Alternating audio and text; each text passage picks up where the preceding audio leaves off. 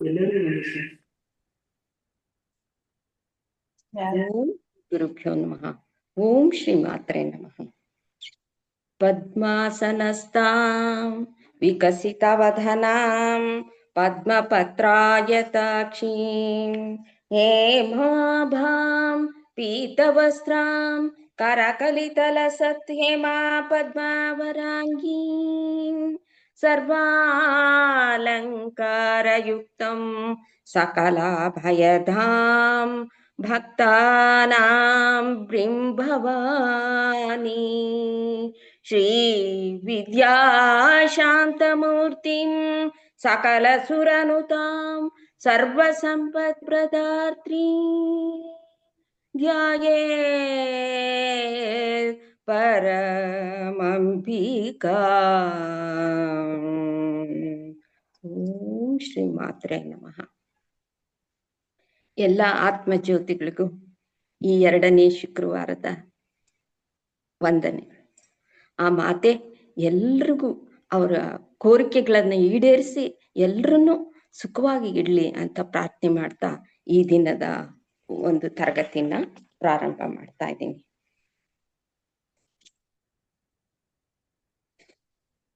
ನಾವು ಇದುವರೆಗೂ 20 ನಾಮಗಳನ್ನ ನಾವು ನೋಡಿದ್ವಿ. 23ಕ್ಕೆ ಬಂದಿದ್ದೀವಿ. ಇಲ್ಲಿಗೆ ಒಂದು ಭಾಗ ಮುಗೀತು. ಇಲ್ಲಿ ಲಲಿತಾ ಸಹಸ್ರನಾಮದ ಒಂದು ಭಾಗ ಮುಗ್ದಿದೆ. ಆ ಭಾಗ ಪೂರ್ಣ ಆಗಿ ನಾವೀಗ ಮುಂದಿನ ಭಾಗಕ್ಕೆ ಹೋಗ್ತಾ ಇದ್ದೀವಿ. ಈ ಭಾಗದಲ್ಲಿ ನಮ್ಗೇನ್ ತಿಳಿತಾ ಇದೆ ಅಂದ್ರೆ ಭಂಡಾಸುರನ ವಧೆ, ಶ್ರೀ ಲಲಿತಾ ಪಂಚದಶಾಕ್ಷರಿ ಮಹಾಮಂತ್ರ ಮತ್ತು ಈ ಪ್ರಪಂಚದಲ್ಲಿ ಈ ಧರ್ಮ ಮಾರ್ಗ ಶ್ರೇಷ್ಠ. ಈ ಪ್ರಪಂಚದಲ್ಲಿ ಈ ಜೀವನ ಮಾಡ್ಬೇಕಾದ್ರೆ ಆ ಧರ್ಮ ಮಾರ್ಗನೇ ಶ್ರೇಷ್ಠ ಅನ್ನೋ ಒಂದು ನಾಮಗಳ ಅರ್ಥವನ್ನ ನಾವು ಈ ಮುಂದಿನ ಭಾಗದಲ್ಲಿ ತಿಳ್ಕೊಳ್ಳೋಣ. ಇಲ್ಲಿಗೆ ಒಂದು ಭಾಗ ಮುಗೀತು. ಏನು 20 ನಾಮಗಳಿಗೆ ಒಂದು ಇದು ಅಂತ ನಾನು ಲಾವಣ್ಯ ಲಹರಿ ಲಹರಿ ಒಳಗೆ 29 ಲಹರಿಗಳಿದೆ ಅಂತ ಹೇಳಿದ್ದೆ. ಆ ಲಹರಿಯಲ್ಲಿ 20 ನಾಮಗಳು ಮುಗಿದು ಇನ್ನ 2-3 ನಾಮ ಅಂತಂದ್ರೆ ಅದು ಹೆಚ್ಚಿನ ನಾಮಗಳದು. 20 ನಾಮಗಳು ಇಲ್ಲಿಗೆ ಒಂದು ಭಾಗ ಮುಗ್ದಿದೆ. ಈಗ ಮುಂದಿನ ಭಾಗಕ್ಕೆ ಹೋಗ್ತಿದೀವಿ. ಮುಂದಿನ ಭಾಗದಲ್ಲಿ ನಾವು ಏನ್ ಕಾಣ್ತೀವಿ ಅಂತಂದ್ರೆ ಆ ಮಾತೆಯೇ ಆ ಭಂಡಾಸುರನ ವಧೆ ಮಾಡ್ತಕ್ಕಂಥ ಆ ಯುದ್ಧದ ಒಂದು ವೈಭವವನ್ನ ನಾವು ಈ ಮುಂದಿನ ನಾಮದಲ್ಲಿ ಕಾಣ್ತಾ ಹೋಗ್ತೀವಿ. ಆ ಮುಂದಿನ ನಾಮ ಎಷ್ಟು? 24ನೇ ನಾಮ.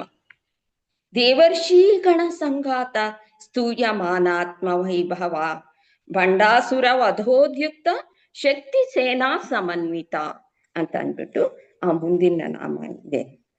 ಅಂದ್ರೆ ದೇವರ್ಷಿ ಗಣ ಸಂಘಾತ ಆದ್ರೆ ತ್ರಿಮೂರ್ತಿಗಳಿಂದ ಮತ್ತು ತ್ರಿಮೂರ್ತಿಗಳ ಆದಿಯಾಗಿ ಅನೇಕ ದೇವತೆಗಳಿಂದ ಋಷಿಗಳ ಸಮೂಹದಿಂದ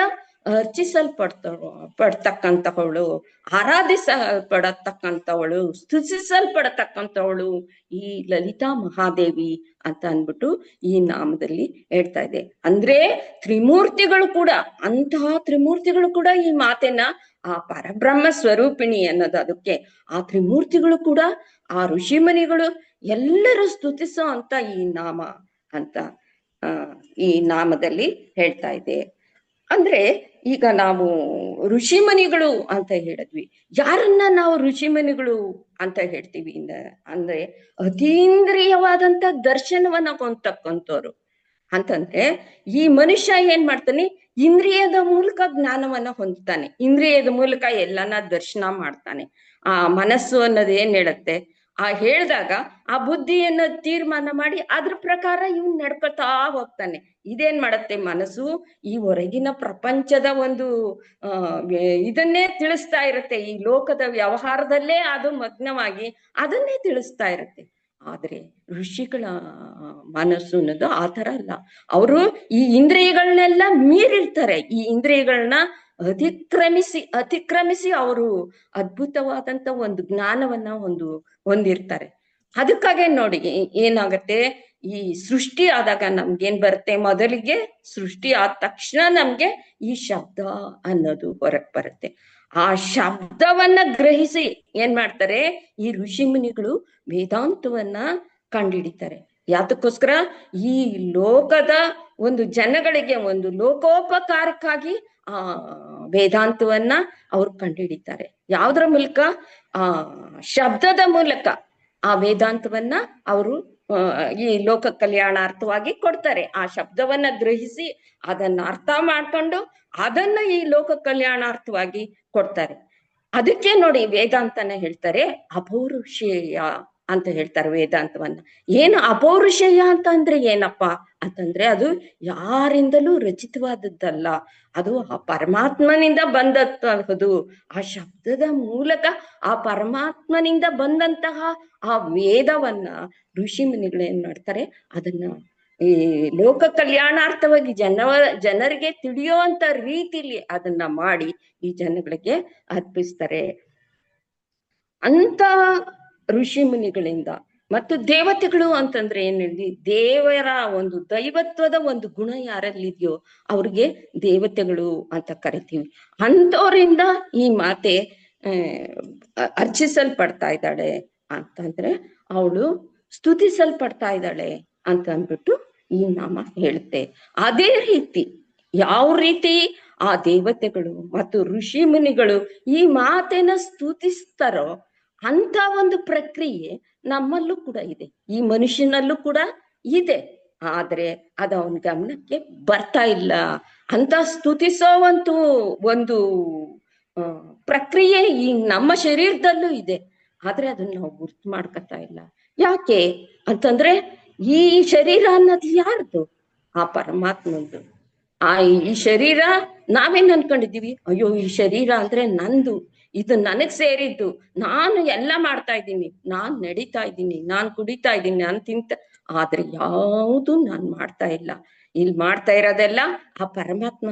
ಏನ್ ನಾವು ಮಾತುಗಳನ್ನ ನುಡಿತೀವೋ ಅದು ಕೂಡ ಆ ದೇವತೆ ಮೂಲಕ, ಆ ದೇವರ ಮೂಲಕ, ಆ ಪರಮಾತ್ಮನ ಮೂಲಕ ನಾವು ನುಡಿತೀವಿ. ಏನ್ ನಾವು ನಡೆಯೋಂತ ಶಕ್ತಿ ಇದೆಯೋ ಅದು ಕೂಡ ಪರಮಾತ್ಮನೇ. ಈ ರೀತಿಯಲ್ಲಿ ಆ ಪರಮಾತ್ಮನಿಂದ ಈ ಜೀವ ನಡೀತಾ ಇದೆ ಅನ್ನೋದು ನಮಗ್ ಗೊತ್ತಿಲ್ಲ. ಯಾಕೆ? ನಾವು ಅಜ್ಞಾನದಲ್ಲಿದ್ದೀವಿ. ಆ ಅಜ್ಞಾನದಿಂದ ನಾವು ದೂರ ಆಗ್ಬೇಕು. ಇದು ಈ ಶರೀರ ನಾನಲ್ಲ, ಆ ಪರಮಾತ್ಮ ಅನ್ನೋದನ್ನ ನಾವು ಆ ಪರಬ್ರಹ್ಮನ ಒಂದು ಚಿಂತನೆ ಮಾಡ್ಬೇಕು. ಆ ಪರಬ್ರಹ್ಮ ಯಾರು ಅನ್ನೋದನ್ನ ನಾವು ತಿಳ್ಕೋಬೇಕು ಅಂತಂದಾಗ ನಾವೇನ್ ಮಾಡ್ಬೇಕು? ಅಂತರ್ಮುಖಿಗಳಾಗ್ಬೇಕು. ನಾವು ಈ ಲೋಕದ ವ್ಯವಹಾರದಿಂದ ಅಂತರ್ಮುಖವಾಗ್ಬೇಕು. ನಮ್ಮ ಒಳಗೆ ಹೋದಾಗ, ನಮ್ಮ ಶರೀರದ ಒಳಗೆ ಹೋದಾಗ, ಅಂತರ್ಮುಖಿಗಳಾದಾಗ ಮಾತ್ರ ನಾವು ಆ ಶಕ್ತಿನ, ಆ ಪರಮಾತ್ಮನ ನಾವು ಕಾಣೋದಕ್ಕೆ ಸಾಧ್ಯ ಆಗತ್ತೆ. ಇಂದ್ರಿಯಗಳನ್ನ ನಿಗ್ರಹ ಮಾಡಿದಾಗ ಮಾತ್ರ ನಾವು ಆ ಶಕ್ತಿಯನ್ನ, ಆ ಪರಮಾತ್ಮನನ್ನ ಕಾಣೋದಕ್ಕೆ ನಮ್ಗೆ ಒಂದು ಮಾರ್ಗ ಅನ್ನೋದು ದೊರೆಯುತ್ತೆ. ಇಲ್ಲಿ ಆ ಇಂದ್ರಿಯ ಶಕ್ತಿಗಳೇ ಇಲ್ಲಿ ನಾವೇನಂತ ಇದೀವಿ, ಋಷಿಗಣ ಅಂತ ಕರಿತಾ ಇದ್ದೀವಿ. ಆ ಋಷಿಗಣ ಅಂತ ಏನ್ ಹೇಳಿದ್ರು ಅದು ನಮ್ಮ ಶರೀರದಲ್ಲಿರ್ತಕ್ಕಂಥ ಈ ಇಂದ್ರಿಯ ಶಕ್ತಿ, ಅದನ್ನ ನಾವು ಋಷಿಗಣ ಅಂತ ಕರಿತೀವಿ. ದೇವಗಣ ಅಂತ ಯಾವ್ದನ್ನ ಕರಿತೀವಿ ಅಂದ್ರೆ ನಮ್ಮ ಜ್ಞಾನ, ನಮ್ಮ ಬುದ್ಧಿಶಕ್ತಿ ಏನಿದೆ ನಮ್ಮಲ್ಲಿ, ಅದನ್ನ ನಾವು ದೇವಗಣ ಅಂತ ಕರಿತೀವಿ. ಆ ಮಾತೇನ ನಾವು ಸ್ಮರಿಸಬೇಕಾದ್ರೆ ಅಂತಂದ್ರೆ ನಾವು ಆ ದೇವಿನ ಹೊಂದಬೇಕು, ನಾವು ಆ ಭಕ್ತಿ ಕಡೆ ಹೋಗ್ಬೇಕು ಅಂದಾಗ ಇವೆರಡನ್ನೂ ಸೇರಿಸಿ, ಈ ದೇವಗಣ ಮತ್ತು ಈ ಋಷಿಗಣ ಇವೆರಡನ್ನೂ ಸೇರಿಸಿ ನಾವು ಆ ಮಾತೆಯನ್ನ ಸ್ಮರಿಸಿದಾಗ ನಾವು ಆ ಮಾತೆಯನ್ನ ಹೊಂದೋದಕ್ ನಮಗೆ ಅವಕಾಶ ಆಗತ್ತೆ. ಮತ್ತು ನಾವು ಆ ವಿಚಾರವನ್ನ ತಿಳ್ಕೊಳ್ಳೋದಕ್ ಕೂಡ ನಮ್ಗೆ ಸಾಧ್ಯ ಆಗತ್ತೆ. ಆ ಜ್ಞಾನದ ವಿಚಾರವನ್ನ ತಿಳ್ಕೊಳ್ಳೋದಿಕ್ಕೆ ನಾವು ಆ ರೀತಿ ಹೋದಾಗ ಮಾತ್ರ ಸಾಧ್ಯ ಆಗತ್ತೆ. ಆ ರೀತಿ ಆ ಮಾತಿನ ನಾವು ಹೊಂದಬೇಕು, ಆ ಮಾತನ್ನ ತಿಳ್ಕೋಬೇಕು ಅಂದಾಗ ನಮ್ಗೇನ್ ಬೇಕು? ಮುಖ್ಯವಾಗಿ ನಮ್ಗೆ ವಾಕ್ಶಕ್ತಿ ಅನ್ನೋದ್ ಬೇಕು.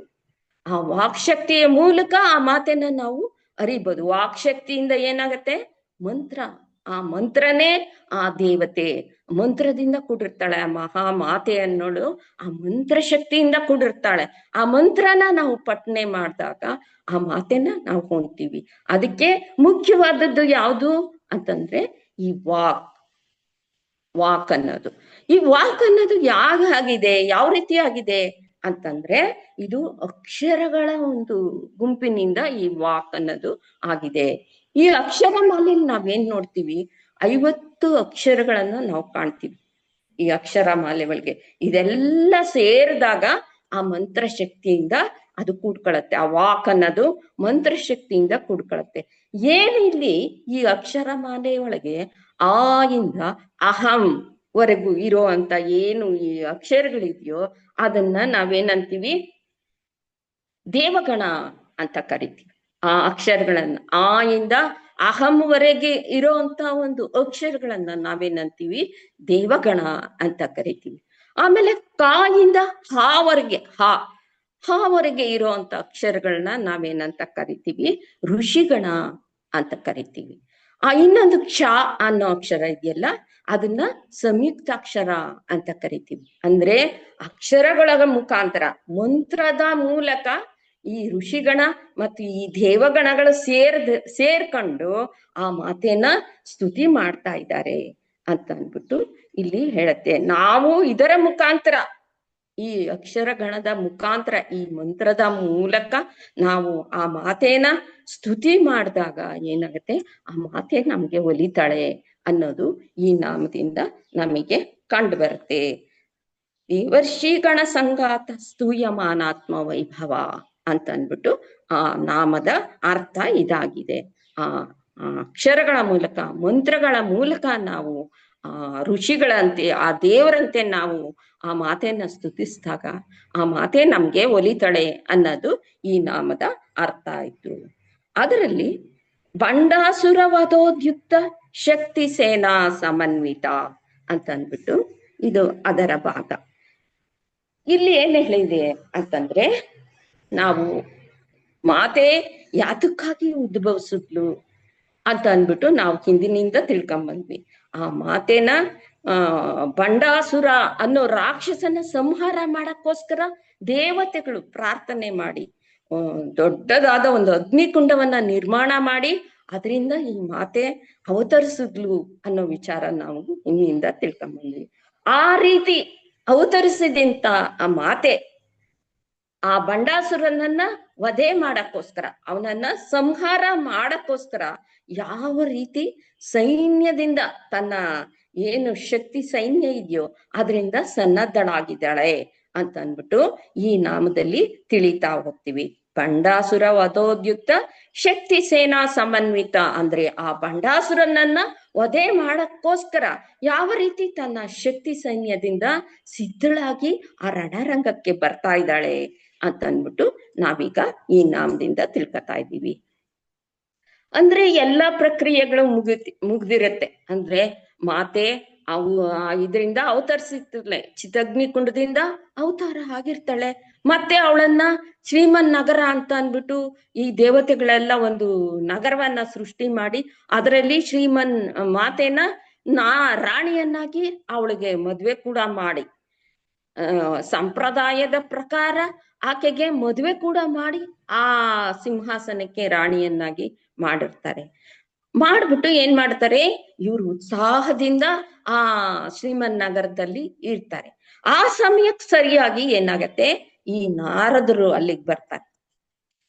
ನಾರದರು ಬಂದಾಗ ಅವರು ಮಾತೆಗೆ ನಮಸ್ಕಾರ ಮಾಡಿ ಹೇಳ್ತಾರೆ, ಅಮ್ಮ ನಿಮ್ಮನ್ನ ಈ ದೇವತೆಗಳೆಲ್ಲ ಸೇರಿ ಆ ಬಂಡಾಸುರನನ್ನ ಸಂಹಾರ ಮಾಡ್ಬೇಕು ಅಂತ ಅಂದ್ಬಿಟ್ಟು ಕರ್ಕೊಂಬಂದ್ರು. ಆದ್ರೆ ಕರ್ಕೊಂಬಂದವರು ಅದನ್ನೆಲ್ಲ ಮರ್ತ್ಬಿಟ್ಟು ಈಗ ಏನ್ ಲೋಲುಪ್ಯ ಮಾನವಾಗಿ ಸಂತೋಷವಾಗಿ ಕೂತ್ಬಿಟ್ಟಿದ್ದಾರೆ ನೋಡಿ. ಅಲ್ಲಿ ನೋಡಿ ಆ ರಾಕ್ಷಸ, ಆ ಬಂಡಾಸುರ ಏನ್ ಅವನು ಉಪಟಳ ತಾಳಕ್ ಆಗ್ತಾ ಇಲ್ಲ, ಈ ತ್ರಿಲೋಕಗಳು ತಲ್ಲಣಿಸ್ತಾ ಇದೆ. ಆಗಿರೋವಾಗ ಈ ದೇವತೆಗಳು ಲೋಲುಪ್ಯ ಮಾನವಾಗಿ ಕೂತ್ಬಿಟ್ಟಿದ್ದಾರೆ, ನಿಮ್ಮನ್ನ ಕರೆ ತಗೊಂಬಂದು ಅಂತ ಅಂದ್ಬಿಟ್ಟು ಹೇಳ್ತಾನೆ. ಅವಾಗ ಮಾತೆ ಹೇಳ್ತಾಳೆ, ಇಲ್ಲ ನಾರದ್ರೆ ಆ ತರ ಏನಿಲ್ಲ, ನಾನು ಅದೇ ಇದ್ರಲ್ಲೇ ಇದ್ದೀನಿ, ಈಗ ನಾನು ಸನ್ನದ್ಧಗಳು ಆಗ್ತಾ ಇದ್ದೀನಿ ಯುದ್ಧಕ್ಕೋಸ್ಕರ, ನಾನು ಅದೇ ಪ್ರಾರಂಭ ಮಾಡ್ತಾ ಇದ್ದೀನಿ, ನಿಮ್ಗೂ ಆಶೀರ್ವಾದ ಮಾಡ್ತೀನಿ, ಹೋಗ್ಬಿಟ್ಟು ಬನ್ನಿ, ನಾನು ಯುದ್ಧಕ್ಕೆ ಸನ್ನದ್ಧಳಾಗಿದ್ದೀನಿ ಅಂತ ಹೇಳ್ಬಿಟ್ಟು ಮಾತೆ ಏನ್ ಮಾಡ್ತಾಳೆ, ಯುದ್ಧಕ್ಕೆ ಸನ್ನದ್ಧಳಾಗಿ ಹೊರಡ್ತಾಳೆ. ಆ ಮಾತೆ ಸನ್ನದ್ಧಳಾಗಿ ಹೊರಟಾಗ ಅವಳು ಹೊರಟೆ ನಿಲ್ತಾಳೆ. ಆ ಹೊರಟಾಗ ಏನಾಗತ್ತೆ, ಈ ದೇವತೆಗಳೆಲ್ಲ ನೋಡ್ತಾರೆ, ಅಯ್ಯೋ ಇದೇನಪ್ಪ ಇದು, ಆ ಮಾತೆ ಯುದ್ಧಕ್ಕೆ ಒಬ್ಳು ಹೋಗ್ತಾ ಇದ್ದಾಳಲ್ಲ, ಆ ರಥ ಏರಿ ಒಬ್ಳು ಹೋಗ್ತಾ ಇದ್ದಾಳೆ, ಅವನ್ ನೋಡಿದ್ರೆ ಬಂಡಾಸುರ ಎಂತೋನವನು, ಎಂತಹ ಇದನ್ನ ಹೊಂದಿದ್ದಾನೆ, ಅಂತವನ್ ಎದುರಿಗೆ ಈ ಮಾತೆ ಒಬ್ಳೆ ಹೋಗ್ತಾ ಇದ್ದಾಳಲ್ಲ ಅಂತ ಅಂದ್ಬಿಟ್ಟು ಮಾತಾಡ್ಕೊಳ್ತಾ ಇರ್ತಾರೆ ಆ ದೇವತೆಗಳು. ಆ ಮಾತೆ ಕೇಳಿಸ್ಕೊತಾಳೆ. ಆ ಮಾತೆ ಕೇಳಿಸ್ಕೊಂಡು ಅವಳು ಒಂದು ಮುಗುಳ್ನಗುವನ್ನ ನಗ್ತಾಳೆ. ಅವ್ರ ಎದುರಿಗೆ, ಆ ದೇವತೆಗಳ ಎದುರಿಗೆ ಒಂದು ಮುಗುಳ್ನಗುವನ್ನ ನಗ್ತಾಳೆ. ಆ ನಕ್ದಾಗ ಏನಾಗತ್ತೆ, ಅನೇಕ ಕೋಟಿ ಕೋಟಿ ಕೋಟಿ ದೇವತೆಗಳು ಆಯುಧಗಳನ್ನ ಹಿಡ್ಕೊಂಡು ಹೊರಗೆ ಬರ್ತಾರೆ. ಆ ಮಾತೆ ನಗುವಿನಿಂದ ಅನೇಕ ಕೋಟಿ ದೇವತೆಗಳು ಆಯುಧಗಳನ್ನ ಹಿಡ್ಕೊಂಡು ನಾವು ಯುದ್ಧ ಮಾಡ್ತೀವಿ ಅಂತ ಅಂದ್ಬಿಟ್ಟು ಹೊರಗ್ ಬರ್ತಾರೆ. ಅವ್ರನ್ನೆಲ್ಲ ನೋಡ್ಬಿಟ್ಟು ಮಾತೆ ಆ ಶಾಬಾಸ್ ಅಂತ ಅಂದ್ಬಿಟ್ಟು ಅವ್ರಿಗೆಲ್ಲ ಆ ಸೈನ್ಯಕ್ಕೆ ಶಾಬಾಸ್ ಗಿರಿನ ಕೊಡ್ತಾಳೆ. ಆಮೇಲೆ ಏನಾಗತ್ತೆ, ಬಂಡಾಸುರ ವಧೋದ್ಯುಕ್ತ ಶಕ್ತಿ ಸೇನಾ ಸಮನ್ವಿತ ಆಯ್ತು. ಸಂಪತ್ಕರಿ ಸಮಾರೂಢ ಸಿಂಧೂರ, ಎರಡನೇ ನಾಮ, ಸಂಪತ್ಕರಿ ಸಮಾರೂಢ ಸಿಂಧೂರ ವ್ರಜ ಸೇವಿತ ಅಶ್ವಾರೂಢಾದಿಷ್ಟ ಶಾಶ್ವ ಕೋಟಿ ಕೋಟಿ ಭಿರಾವೃತ ಅಂತ ಅಂದ್ಬಿಟ್ಟು ಎರಡನೇ ನಾಮ ಇದೆ.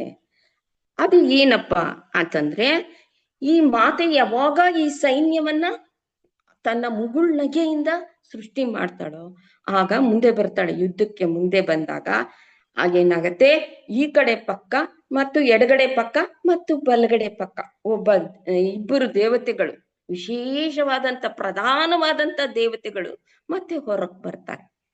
ಅವ್ರು ಯಾರಪ್ಪ ಅಂತಂದ್ರೆ, ಆ ಅಂಕುಶದಿಂದ ಬಂದಂತಹವಳು ಮಾತೆಯ ಅಂಕುಶ ಏನಿರುತ್ತೆ, ಎರಡು ಕೈಲಿ ಎರಡಿರ್ತಾಳೆ, ಒಂದ್ ಕೈಲಿ ಅಂಕುಶ, ಇನ್ನೊಂದ್ ಕೈಲಿ ಪಾಶ ಹಿಡ್ದಿರ್ತಾಳಲ್ವಾ ಮಾತೆ.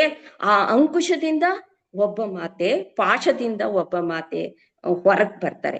ಅವ್ರು ಯಾರಪ್ಪ ಅಂತಂದ್ರೆ ಸಂಪತ್ಕರಿ ಮತ್ತು ಅಶ್ವಾರೂಢೆ ಅನ್ನೋ ದೇವತೆಗಳು ಆ ಪಾಶ ಮತ್ತು ಅಂಕುಶದಿಂದ, ಮಾತೆಯ ಅಂಕುಶದಿಂದ ಎರಡು ಕಡೆನು ಇಬ್ರು, ಆ ಸೈನ್ಯ ಯಾವಾಗ ಸೃಷ್ಟಿ ಆಗತ್ತೋ ಅದಾದ ನಂತರ ಇವರಿಬ್ರು ಕೂಡ ಹೊರಗ್ ಬರ್ತಾರೆ. ಮಾತೆಯ ಅಂಕುಶ ಮತ್ತು ಪಾಶದಿಂದ ಇಬ್ರು ಪ್ರಧಾನ ದೇವತೆಗಳು ಅಕ್ಕ ಪಕ್ಕ ಬಂದು ಆ ಮಾತೆ ಪಕ್ಕ ನಿಂತ್ಕಂತಾರೆ. ಅಂಕುಶದಿಂದ ಬಂದಂತಹ ಯಾರು ದೇವತೆ ಅಂತಂದ್ರೆ ಸಂಪತ್ಕರಿ ದೇವಿ. ಅಂದ್ರೆ ಆ ಸಂಪತ್ಕರಿ ದೇವಿ ಅಂತಂದ್ರೆ ಅವಳಿಗೆ ಏನು ಅಂತಂದ್ರೆ, ಆ ಕೋಟ್ಯಾನುಕೋಟಿ ಗಜ ಬಲಕ್ಕೆ ಅಂದ್ರೆ ಆನೆಯ ಬಲಕ್ಕೆ ಅವಳು ಅಧಿದೇವತೆ ಆಗಿರ್ತಾಳೆ, ಆ ಅಧ್ಯಕ್ಷೆ ಆಗಿರ್ತಾಳೆ. ಇಲ್ಲಿ ಸಿಂಧೂರ ವ್ರಜ ಸೇವಿತ, ಸಿಂಧೂರ ಅಂದ್ರೇನು, ಆನೆಗಳು, ಸಿಂಧೂರ ಅಂದ್ರೆ ಆನೆ, ಆ ಆನೆಗಳ ಒಂದು ಗಜ ಬಲಕ್ಕೆ, ಒಂದು ಸಮೂಹಕ್ಕೆ ಇವಳು ಅಧ್ಯಕ್ಷೆ ಆಗಿರ್ತಾಳೆ. ಯಾರು, ಈ ಸಂಪತ್ಕರಿ ಅನ್ನೋ ದೇವತೆ ಆನೆಯ ಒಂದು ಸಮೂಹಕ್ಕೆ ಅವಳು ಅಧ್ಯಕ್ಷಳಾಗಿರ್ತಾಳೆ.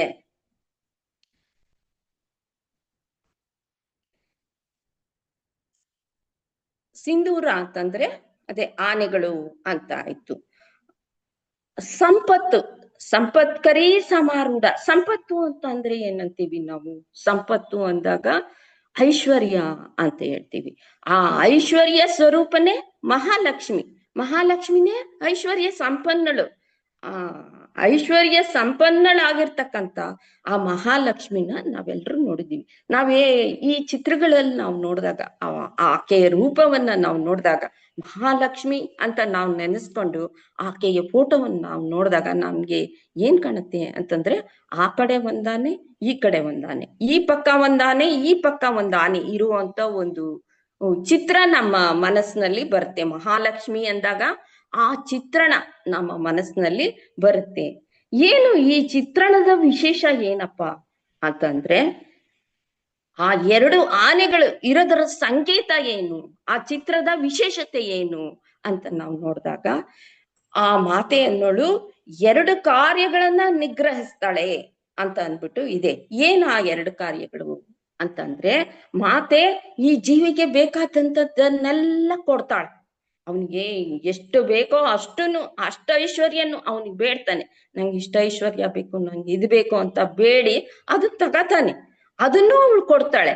ಮತ್ತೆ ಅದನ್ನ ನಿಗ್ರಹಿಸೋ ಅಂತ ಶಕ್ತಿ ಕೂಡ ಆ ಮಾತೆಗಿದೆ. ಅಂದ್ರೆ ಆ ಐಶ್ವರ್ಯವನ್ನ ಕೊಡೋದು ಮತ್ತು ಅದನ್ನ ಬೇಡವಾದನ್ನ ತಗೊಳ್ಳೋ ಅಂತ ಶಕ್ತಿ ಈ ಮಾತೆಯಲ್ಲಿರೋದ್ರಿಂದ ಅವೆರಡರ ಸಂಕೇತವಾಗಿ ಮಾತೆ ಆ ಕಡೆ ಈ ಕಡೆ ಆನೆಗಳನ್ನ ಹೊಂದಿದಾಳೆ.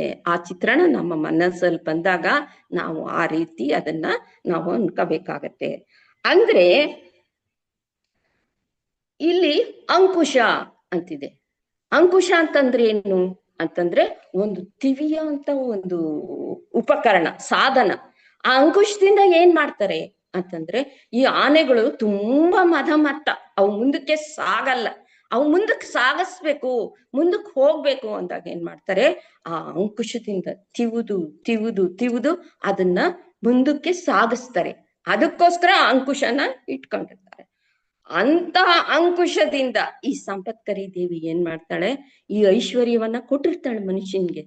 ಈ ಐಶ್ವರ್ಯ ಮದದಿಂದ ಏನಾಗೋಗ್ತಾನೆ ಇವನು, ಆ ಮದದಿಂದ ಮಾಡ್ಬಾರದನ್ ಮಾಡ್ತಾನೆ. ಆ ಮದನ ಅದ್ರಿಂದ ಅವನು ನನ್ಗೆ ಮಾತೆ ಕೊಟ್ಟಿದ್ದಾಳೆ, ಇದನ್ನ ನಾನು ಯಾವ ರೀತಿ ಉಪಯೋಗಿಸ್ಕೋಬೇಕು ಅನ್ನೋದನ್ನ ಮರ್ತು ಬಿಟ್ಟು ಆ ಸಂಪತ್ತನ್ನ ಇನ್ನೂ ಹೆಚ್ಚಿಸ್ಕೊಂಡು ಅದನ್ನ ದುರುಪಯೋಗ ಪಡಿಸ್ಕೊಳ್ಳೋ ಕಡೆಗೆ ಹೋಗ್ತಾನೆ. ಆ ಸಂಪತ್ತಿನಿಂದ ಅವನಲ್ಲಿ ಅಹಂ ಅನ್ನೋದು ಉಟ್ಕೊಳತ್ತೆ.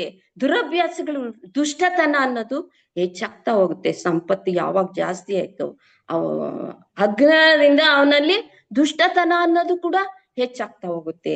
ಅವಾಗ ಏನ್ ಮಾಡ್ತಾಳೆ ಮಾತೆ, ಅದನ್ನ ಕೂಡ ನಿಗ್ರಹ ಮಾಡೋ ಅಂತ ಶಕ್ತಿನ ಈ ಸಂಪತ್ಕರಿ ದೇವಿ ಹೊಂದಿದ್ದಾಳೆ. ಅವಳೇನ್ ಮಾಡ್ತಾಳೆ, ತನ್ನ ಅಂಕುಶದಿಂದ ತಿವುದು ನನ್ಗೆ ಜ್ಞಾನೋದಯವಾಗುವಂತೆ ಮಾಡ್ತಾಳೆ. ಕೊಟ್ಟಿದ್ದೀನಿ ನಾನು ನಿನ್ಗೆ ಐಶ್ವರ್ಯನ, ಆದ್ರೆ ನೀನ್ ಏನ್ ಅದನ್ನ ದುರುಪಯೋಗ ಮಾಡ್ಕೊತಿದ್ಯಾ, ಅದನ್ನ ಸದುಪಯೋಗ ಪಡಿಸ್ಕೊ ಅಂತ ಅನ್ಬಿಟ್ಟು ತನ್ನ ಅಂಕುಶದಿಂದ ತಿವುದು ಅವನಿಗೆ ಜ್ಞಾನವನ್ನ ಕೊಡ್ತಾರೆ. ಆ ಕೆಲಸವನ್ನ ಈ ಸಂಪತ್ಕರಿ ದೇವಿ ಮಾಡ್ತಾಳೆ ಅಂತ ಅನ್ಬಿಟ್ಟು ಈ ಸಂಪತ್ಕರಿಯ ಬಗ್ಗೆ ವಿವರಿಸಿದ್ದಾರೆ. ಈ ತಾಯಿ ಆ ಕಡೆ ಬರ್ತಾಳೆ, ಬಲಗಡೆ ಇರೋ ಅಂಕುಶದಿಂದ ಇವಳು ಉದ್ಭವ ಆಗಿರ್ತಾಳೆ. ಅದೇ ರೀತಿ ಎಡಭಾಗದಿಂದ ಆ ಪಾಶ ಏನ್ ಇಟ್ಕೊಂಡಿದ್ದಾಳೆ ಮಾತೆ, ಅದರಿಂದ ಒಬ್ಬ ದೇವತೆ ಉದ್ಭವ ಆಗ್ತಾಳೆ. ಅವಳು ಯಾರಪ್ಪ ಅಂತಂದ್ರೆ ಅಶ್ವಾರೂಢೆ ಅನ್ನೋ ದೇವತೆ ಆ ಎಡಭಾಗದಿಂದ ಉದಯಿಸ್ತಾಳೆ, ಈಚೆಗೆ ಬರ್ತಾಳೆ. ಆ ಅಶ್ವಾರೂಢೆ ಅನ್ನೋಳು ಏನಪ್ಪಾ ಅಂತಂದ್ರೆ ಅವಳು ಕೋಟಿ ಕುದುರೆಗಳಿಗೆ ಅಧಿಪತಿ. ಅಶ್ವ ಅಂದ್ರೆ ಕುದುರೆಗಳು, ಆ ಕುದುರೆಗಳಿಗೆಲ್ಲ ಅವಳು ಅಧಿಪತಿ ಆಗಿರ್ತಾಳೆ. ಅವಳ ಕೈಯಲ್ಲಿ ಪಾಶ ಅನ್ನೋದಿರುತ್ತೆ. ಯಾತಕ್ಕೆ ಈ ಪಾಶ ಅಂತಂದ್ರೆ ಏನು ಅಂತಂದ್ರೆ, ಈ ಪಾಶ ಅನ್ನೋದು ಒಂದು ಕಟ್ಟಿ ಹಾಕುವಂತ, ಈ ಕಟ್ಟು ಹಾಕೋದು. ಈಗ ಹೊರಗಡೆಗೆ ಈ ಪಶುಗಳಿಗೆಲ್ಲ ಏನ್ ಮಾಡ್ತೀವಿ ನಾವು, ಹಗ್ಗದಿಂದ ಕಟ್ತೀವಿ. ಅಂತ ಒಂದು ಹಗ್ಗವನ್ನ ಇಲ್ಲಿ ಪಾಶ ಅಂತ ಕರೀತಾರೆ. ಆ ಪಾಶದಿಂದ ಕಟ್ಟಿ ಆ ಕುದುರೆಗಳನ್ನ ತನ್ನ ಹತೋಟಿಲಿ ಇಟ್ಕೊಳ್ಳೋ ಅಂತ ಶಕ್ತಿಯನ್ನ ಈ ಮಾತೆ ಅಶ್ವಾರೂಢೆ ಹೊಂದಿದ್ದಾಳೆ ಅಂತ ಹೇಳ್ತಾರೆ. ಈ ಕುದುರೆಗಳೇನಪ್ಪ ಹೇಗೆ ಅಂತಂದ್ರೆ, ಈ ಕುದುರೆಗಳು ನಾಗಾಲೋಟದಲ್ಲಿ ಓಡ್ತಾ ಇರತ್ತಂತೆ. ಅದು ಇದೇ ಇರಲ್ಲ, ಅದು ನಾನು ಹೇಗ್ ಹೋಗ್ತಾ ಇದ್ದೀನಿ ಅನ್ನೋದೇ ಗೊತ್ತಾಗಲ್ಲ. ಆ ರೀತಿ ಓಡಕ್ ಶುರು ಮಾಡ್ತು ಅಂತಂದ್ರೆ ಅದು ಲೋಟದಲ್ಲಿ ಓಡಕ್ ಶುರು ಮಾಡ್ತಂತೆ. ಅವಾಗ ಏನ್ ಮಾಡ್ತಾರೆ, ಆ ಪಾಶದಿಂದ ಅದನ್ನ ಹಿಡ್ಕೊಂಡು ಅದನ್ನ ನಿಧಾನವಾಗಿ ಒಂದೇ ಸಮವಾಗಿ ಓಡೋ ಅಂತ ಒಂದು ಪ್ರಕ್ರಿಯೆಯನ್ನ ಆ ಪಾಶದಿಂದ ಇಟ್ಕೊಂಡಿದ್ದಾರೆ. ಅದೇ ರೀತಿ ಆ ಕುದುರೆಗಳು ಏನು ಈ ಲೋಕದಲ್ಲಿ ವೇಗವಾಗಿ ಅಡೆ ಇಲ್ದಿರ ಓಡ್ತಾ ಇರುತ್ತೋ, ಅದೇ ರೀತಿ ಈ ಮನುಷ್ಯನಲ್ಲೂ ಕೂಡ ಈ ಇಂದ್ರಿಯಗಳು ಅಂತ ಏನಿದೆಯೋ ಅದನ್ನ ಆ ಕುದುರೆಗಳಿಗೆ ಹೋಲಿಸಿದ್ದಾರೆ. ನಮ್ಮ ಮನುಷ್ಯನಲ್ಲಿರುವಂತ ಇಂದ್ರಿಯಗಳನ್ನ ಆ ಕುದುರೆಗಳಿಗೆ ಹೋಲಿಸಿದ್ದಾರೆ. ಆ ಕುದುರೆಗಳು ಯಾವ ರೀತಿ ಓಡ್ತಾ ಇರುತ್ತೋ ಅದೇ ರೀತಿ ಈ ಮನಸ್ಸಿಗೂ ಕೂಡ, ಈ ಮನಸ್ಸು ಪ್ರತಿಯೊಂದು ಇಂದ್ರಿಯಗಳು ಕೂಡ ಅದೇ ರೀತಿ ಓಡ್ತಾ ಇರುತ್ತೆ. ನನ್ಗೆ ಇದು ಬೇಕು ಅಂದ್ರೆ ಅದು ಬೇಕು ಅಂದ್ಬಿಟ್ಟು ಆ ಕಡೆ ಓಡುತ್ತೆ. ಅದು ಬೇಡ ಇನ್ನೊಂದ್ ಬೇಕು ಅಂದ್ರೆ ಆ ಕಡೆ ಓಡ್ತಾ ಇರುತ್ತೆ. ನನಗೆ ಯಾವುದರ ಅವಶ್ಯಕತೆ ಇದೆ ಅಷ್ಟರಲ್ಲೇ ನಾನು ಇರ್ಬೇಕು ಅನ್ನೋ ಒಂದು ಇದಿಲ್ದಿರ ಅದು ಇನ್ನೂ ಬೇಕು ಇನ್ನೂ ಬೇಕು ಅನ್ನೋ ರೀತಿಯಲ್ಲಿ ಈ ಇಂದ್ರಿಯಗಳು ನೋಡಿದ್ದನ್ನೆಲ್ಲ ಅದನ್ನ ಅನುಭವಿಸ್ಬೇಕು ಅನ್ನೋ ಒಂದು ಆಸೆಯಿಂದ ಅಡೆತಡೆ ಇದ್ದೀರ ಈ ಇಂದ್ರಿಯಗಳು ಓಡ್ತಾ ಇರುತ್ತೆ. ಇಂಥ ಇಂದ್ರಿಯಗಳನ್ನ ಅಶ್ವಾರೂಢೆಯಾದವಳು ಕಟ್ಟಿ ಹಾಕಿ ತನ್ನ ಏನು ಅಂಕುಶ ಇದೆಯೋ ಆ ಅಂಕುಶದಿಂದ ಕಟ್ ಹಾಕಿ ಅದನ್ನ ತಡೆಯುವಂತ ಶಕ್ತಿ ಅವಳಲ್ಲಿದೆ. ಆದ್ರಿಂದ ಮಾತೆ ಅಂಕುಶದಿಂದ ಈ ಅಶ್ವಾರೂಢೆ ಅನ್ನೋಳು ಇದ ಅಶ್ವಾರೂಢೆ ಅನ್ನೋಳು ತಯಾರಾಗಿದ್ದಾಳೆ ಅಂತ ಹೇಳ್ತಾರೆ. ಅದಕ್ಕಾಗಿ ಈ ಅಶ್ವಾರೂಢೆ ಅನ್ನೋ ದೇವತೆನ ಯಾರು ಈ ಪರಮಾತ್ಮನ ಕಡೆಗೆ ಹೋಗ್ಬೇಕು ಅನ್ನೋ ಸಾಧಕ ತಾನು ಧ್ಯಾನದಲ್ಲಿ ಕೂತು ಆ ಪರಮಾತ್ಮನನ್ನ ಧ್ಯಾನ ಮಾಡ್ತಾನೋ, ಆ ಪರಮಾತ್ಮನ ಯೋಗದಲ್ಲಿ ನಿರತರಾಗ್ತಾರೋ ಅಂತಹವರು ಈ ಅಶ್ವಾರೂಢ ದೇವತೆಯನ್ನ ಪ್ರಾರ್ಥನೆ ಮಾಡಿದಾಗ ಅವ್ರಿಗೆ ಶೀಘ್ರವಾದ ಒಂದು ಫಲವನ್ನ ಈ ಅಶ್ವಾರೂಢೆ ಕೊಡ್ತಾಳೆ ಅಂತನ್ಬಿಟ್ಟು ಈ ಅಶ್ವಾರೂಢೆಯಿಂದ ನಮ್ಗೆ ತಿಳಿದ್ ಬರುತ್ತೆ. ಈ ಅಶ್ವಾರೂಢ ದೇವತೆನ ಅಂತಹವರು ಪ್ರಾರ್ಥನೆ ಮಾಡಿದಾಗ ಶೀಘ್ರವಾಗಿ ಅಂದ್ರೆ ಆ ಇಂದ್ರಿಯಗಳನ್ನ ನಿಗ್ರಹ ಮಾಡಿ ಅವರು ಯೋಗಾಭ್ಯಾಸಕ್ಕೆ ಹೋದಂಥವ್ರು ತಮ್ಮ ಸಿದ್ಧಿಯನ್ನ ಪಡ್ಕೊಳ್ಳೋದಿಕ್ಕೆ ಒಂದು ಅವಕಾಶವನ್ನ ಈ ಮಾತೆ ಶೀಘ್ರವಾಗಿ ಮಾಡ್ಕೊಡ್ತಾಳೆ ಅಂತ ಅಂದ್ಬಿಟ್ಟು ಈ ನಾಮ ತಿಳಿಸ್ತಾ ಇದೆ. ಇವಾಗ ನಾವು ಮುಂದಿನ ನಾಮಕ್ಕೆ ಹೋಗೋಣ. ಮುಂದಿನ ನಾಮ 26ನೇ ನಾಮ. 26ನೇ ನಾಮ ಏನ್ ಹೇಳತ್ತಪ್ಪ ಅಂದ್ರೆ ಚಕ್ರರಾಜ ರಥಾರೂಢ ಸರ್ವಾಯುಧ ಪರಿಷ್ಕೃತ ಗೇಯ ಚಕ್ರ ರಥಾರೂಢ ಮಂತ್ರಿಣಿ ಪರಿಸೇವಿತ ಅಂತ ಹೇಳ್ತಾ ಇದೆ ಈ 26ನೇ ನಾಮ. ಈ ಚಕ್ರರಾಜ ರಥಾರೂಢ ಅಂತಂದ್ರೆ ಈ ನಾಮದಲ್ಲಿ ಮಾತೆ ಆ ಚಕ್ರರಾಜದ ರಥಾರೂಢಳಾಗಿ ಆ ಸೈನ್ಯಕ್ಕೆ ಹೊರಟಿದ್ದಾಳೆ, ಸೈನ್ಯದ ಸಮೇತ ಯುದ್ಧಕ್ಕೆ ಹೊರಟಿದ್ದಾಳೆ ಅಂತ ಅಂದ್ಬಿಟ್ಟು. ಯಾವುದು ಆ ಚಕ್ರರಾಜ ರಥಾರೂಢ ಅಂತಂದ್ರೆ ಏನು ನಾವು ಶ್ರೀಚಕ್ರ ಅಂತ ಹೇಳ್ತಾ ಇದ್ದೀವೋ ಅದೇ ಆ ಮಾತೆಯ ರಥ. ಆ ಶ್ರೀಚಕ್ರ ಅನ್ನೋದು ಏನಾಗಿದೆ 9 ನವ ಆವರಣಗಳಿಂದ ಕೂಡಿದೆಯಂತೆ. ಆ ಶ್ರೀಚಕ್ರ ಅನ್ನೋದು ನವ ಆವರಣಗಳಿಂದ ಕೂಡಿದೆ. ಆ ಶ್ರೀಚಕ್ರ ಅನ್ನೋದು ಅಮ್ಮನವರ ರಥ ಅನ್ನೋದು ನವ ಆವರಣಗಳಿಂದ ಕೂಡಿದೆ. ಆ ನವ ಆವರಣದಲ್ಲಿ ಯಾರ್ಯಾರಿದ್ದಾರಪ್ಪ ಅಂತಂದ್ರೆ ಅದರಲ್ಲಿ 64 ಕೋಟಿ ದೇವತೆಗಳಿದಾರಂತೆ. ಅಂದ್ರೆ 64 ಕೋಟಿ ದೇವತೆಗಳು ಕೂಡ ಏನ್ ಮಾಡ್ತಾ ಇದ್ದಾರೆ, ಆಯುಧಗಳನ್ನು ಹಿಡ್ಕೊಂಡು ಮಂತ್ರಮಯವಾಗಿ ಅಲ್ಲಿದ್ದಾರೆ. ಇದರಲ್ಲಿ ಯೋಗಿನಿ ದೇವತೆಗಳಿದ್ದಾರೆ, ಅಧಿದೇವತೆಗಳಿದ್ದಾರೆ, ಆ ಚಕ್ರದ ಅಧಿದೇವತೆ, ಆ ಆವರಣದ ಅಧಿದೇವತೆಗಳು ಮತ್ತು ಯೋಗಿನಿ ದೇವತೆಗಳು ಮತ್ತು ಅಂಗ ದೇವತೆಗಳು ಇವರೆಲ್ಲ ಸೇರಿದ್ರೆ ಆ ಚಕ್ರದಲ್ಲಿ 64 ಕೋಟಿ ಯೋಗಿನಿ ದೇವತೆಯರಾಗ್ತಾರಂತೆ. ಅಷ್ಟು ಜನ ದೇವತೆಯರನ್ನ ಒಳಗೊಂಡು ಆ ಚಕ್ರ ಅಂದ್ರೆ ಆ ಶ್ರೀಚಕ್ರವನ್ನ ತನ್ನ ರಥವನ್ನಾಗಿ ಮಾಡ್ಕೊಂಡು ಅಮ್ಮ ಸೈನ್ಯಕ್ಕೆ ಹೊರಟಿದ್ದಾಳೆ. ಆ ಚಕ್ರದಲ್ಲಿ ಕೂತು ಅಮ್ಮ ರಥದಲ್ಲಿ ಬರ್ತಾ ಇದ್ದಾಳೆ.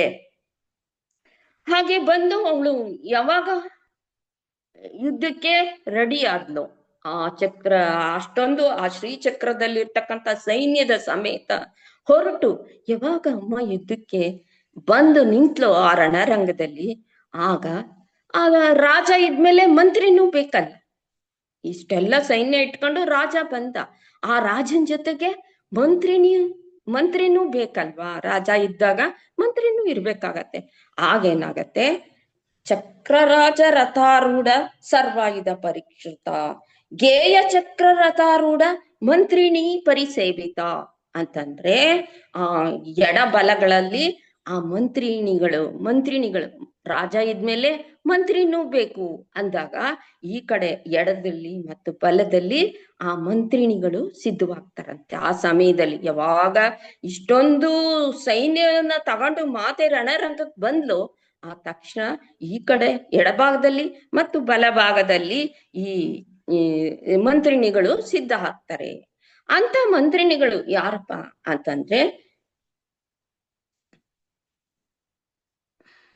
ಈ ಬಲಗಡೆ ರಥದಲ್ಲಿ, ಈ ಬಲಗಡೆಗೆ ಮಾತೆಯ ಬಲಗಡೆಗೆ ಮಂತ್ರಿಯಾಗಿ ಗೇಯ ಚಕ್ರ ಅಂತ ಅಂದ್ಬಿಟ್ಟು ಆ ರಥದ ಹೆಸರು.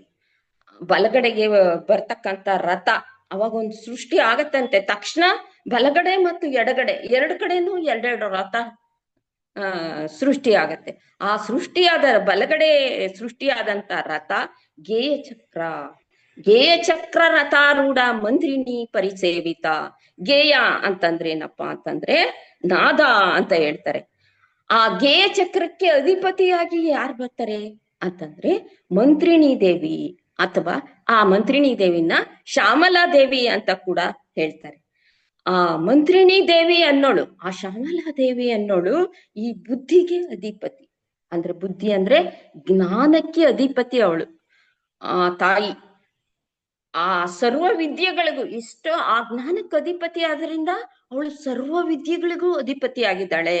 ಅಂತ ಒಂದು ಬುದ್ಧಿವಂತಳಾದಂತ ಆ ಮಂತ್ರಿಣಿ ದೇವಿ ಗೇಯ ಚಕ್ರದ ಮೂಲಕ ಅಮ್ಮನ ಬಲಗಡೆ ಬಂದ್ ನಿಲ್ತಾಳೆ. ಆ ಜ್ಞಾನ ಅಂತಂದ್ರೆ ಆಕೆನಲ್ಲಿ ಎಷ್ಟೊಂದು, ಆ ಜ್ಞಾನ ದೇವತೆ ಅಂದಾಗ ಪ್ರತಿಯೊಬ್ಬರಿಗೂ ಆ ಜ್ಞಾನ ಕೊಡುವಂತ ದೇವತೆ. ಜ್ಞಾನ ಇಲ್ದಿರ ನಾವು ಏನು ಮಾಡಕ್ಕಾಗಲ್ಲ. ಬುದ್ಧಿ ಇದ್ರೆ ತಾನೇ ನಾವ್ ಏನಾರ ಒಂದು ವ್ಯವಹಾರ ಮಾಡಕ್ ಸಾಧ್ಯ. ಯಾವ ವ್ಯವಹಾರ ಮಾಡ್ಬೇಕಾದ್ರೂ ನಮ್ಗೆ ಜ್ಞಾನ ಅನ್ನೋದು ಮುಖ್ಯವಾದ್ದು. ಅಂಥ ಜ್ಞಾನ ದೇವತೆ ಈ ಮಂತ್ರಿಣಿ ದೇವಿ, ಈ ಶ್ಯಾಮಲಾ ದೇವಿ. ಇಂಥ ಒಂದು ಜ್ಞಾನವನ್ನ ಕೊಡುವಂತ ದೇವತೆ, ಉತ್ಕೃಷ್ಟವಾದ ಜ್ಞಾನವನ್ನ ಕೊಡುವಂತ ದೇವತೆ. ಇದಕ್ಕೆ ಉದಾಹರಣೆ ಹೇಗೆ ಅಂತಂದ್ರೆ, ನೀವು ಕವಿರತ್ನ ಕಾಳಿದಾಸ ಅಂತ ಎಲ್ರು ಕೇಳಿದ್ದೀರ. ಆ ಕವಿರತ್ನ ಕಾಳಿದಾಸ ಏನಾಗಿರ್ತಾನೆ, ಅವನೊಬ್ಬ ಕುರಿ ಕಾಯೋ ವ್ಯಕ್ತಿ ಆಗಿರ್ತಾನೆ. ಅವನು ಅಜ್ಞಾನದಲ್ಲಿ ತುಂಬಿರ್ತಾನೆ. ಅವನ್ಗೇನು ಈ ಪ್ರಪಂಚದ ವಿಚಾರನೇ ಗೊತ್ತಿರಲ್ಲ. ಕುರಿ ಕಾಯೋದು, ಊಟ ಮಾಡೋದು, ಮಲ್ಗೋದು ಅಷ್ಟು ಬಿಟ್ರೆ ಅವನಿಗೆ ಈ ಪ್ರಪಂಚದ ಜ್ಞಾನ ಏನು, ಈ ಪ್ರಪಂಚ ಅಂದ್ರೇನು, ನಾನು ಅಂದ್ರೇನು, ಯಾವ ಜ್ಞಾನನೂ ಇರಲ್ಲ. ಅಂತ ಒಬ್ಬ ವ್ಯಕ್ತಿಗೆ ಈ ಮಾತೆ ಏನ್ ಮಾಡ್ತಾಳೆ, ಈ ಶ್ಯಾಮಲಾ ದೇವಿ ಜ್ಞಾನವನ್ನು ಕೊಡ್ತಾಳೆ ಅಂತ ವ್ಯಕ್ತಿಗೆ. ನೀವು ಆ ಕವಿರತ್ನ ಕಾಳಿದಾಸ ಹೇಗಾದ್ರು ಅನ್ನೋ ವಿಚಾರ ನಿಮ್ಗೆಲ್ಲ ಗೊತ್ತಿದೆ.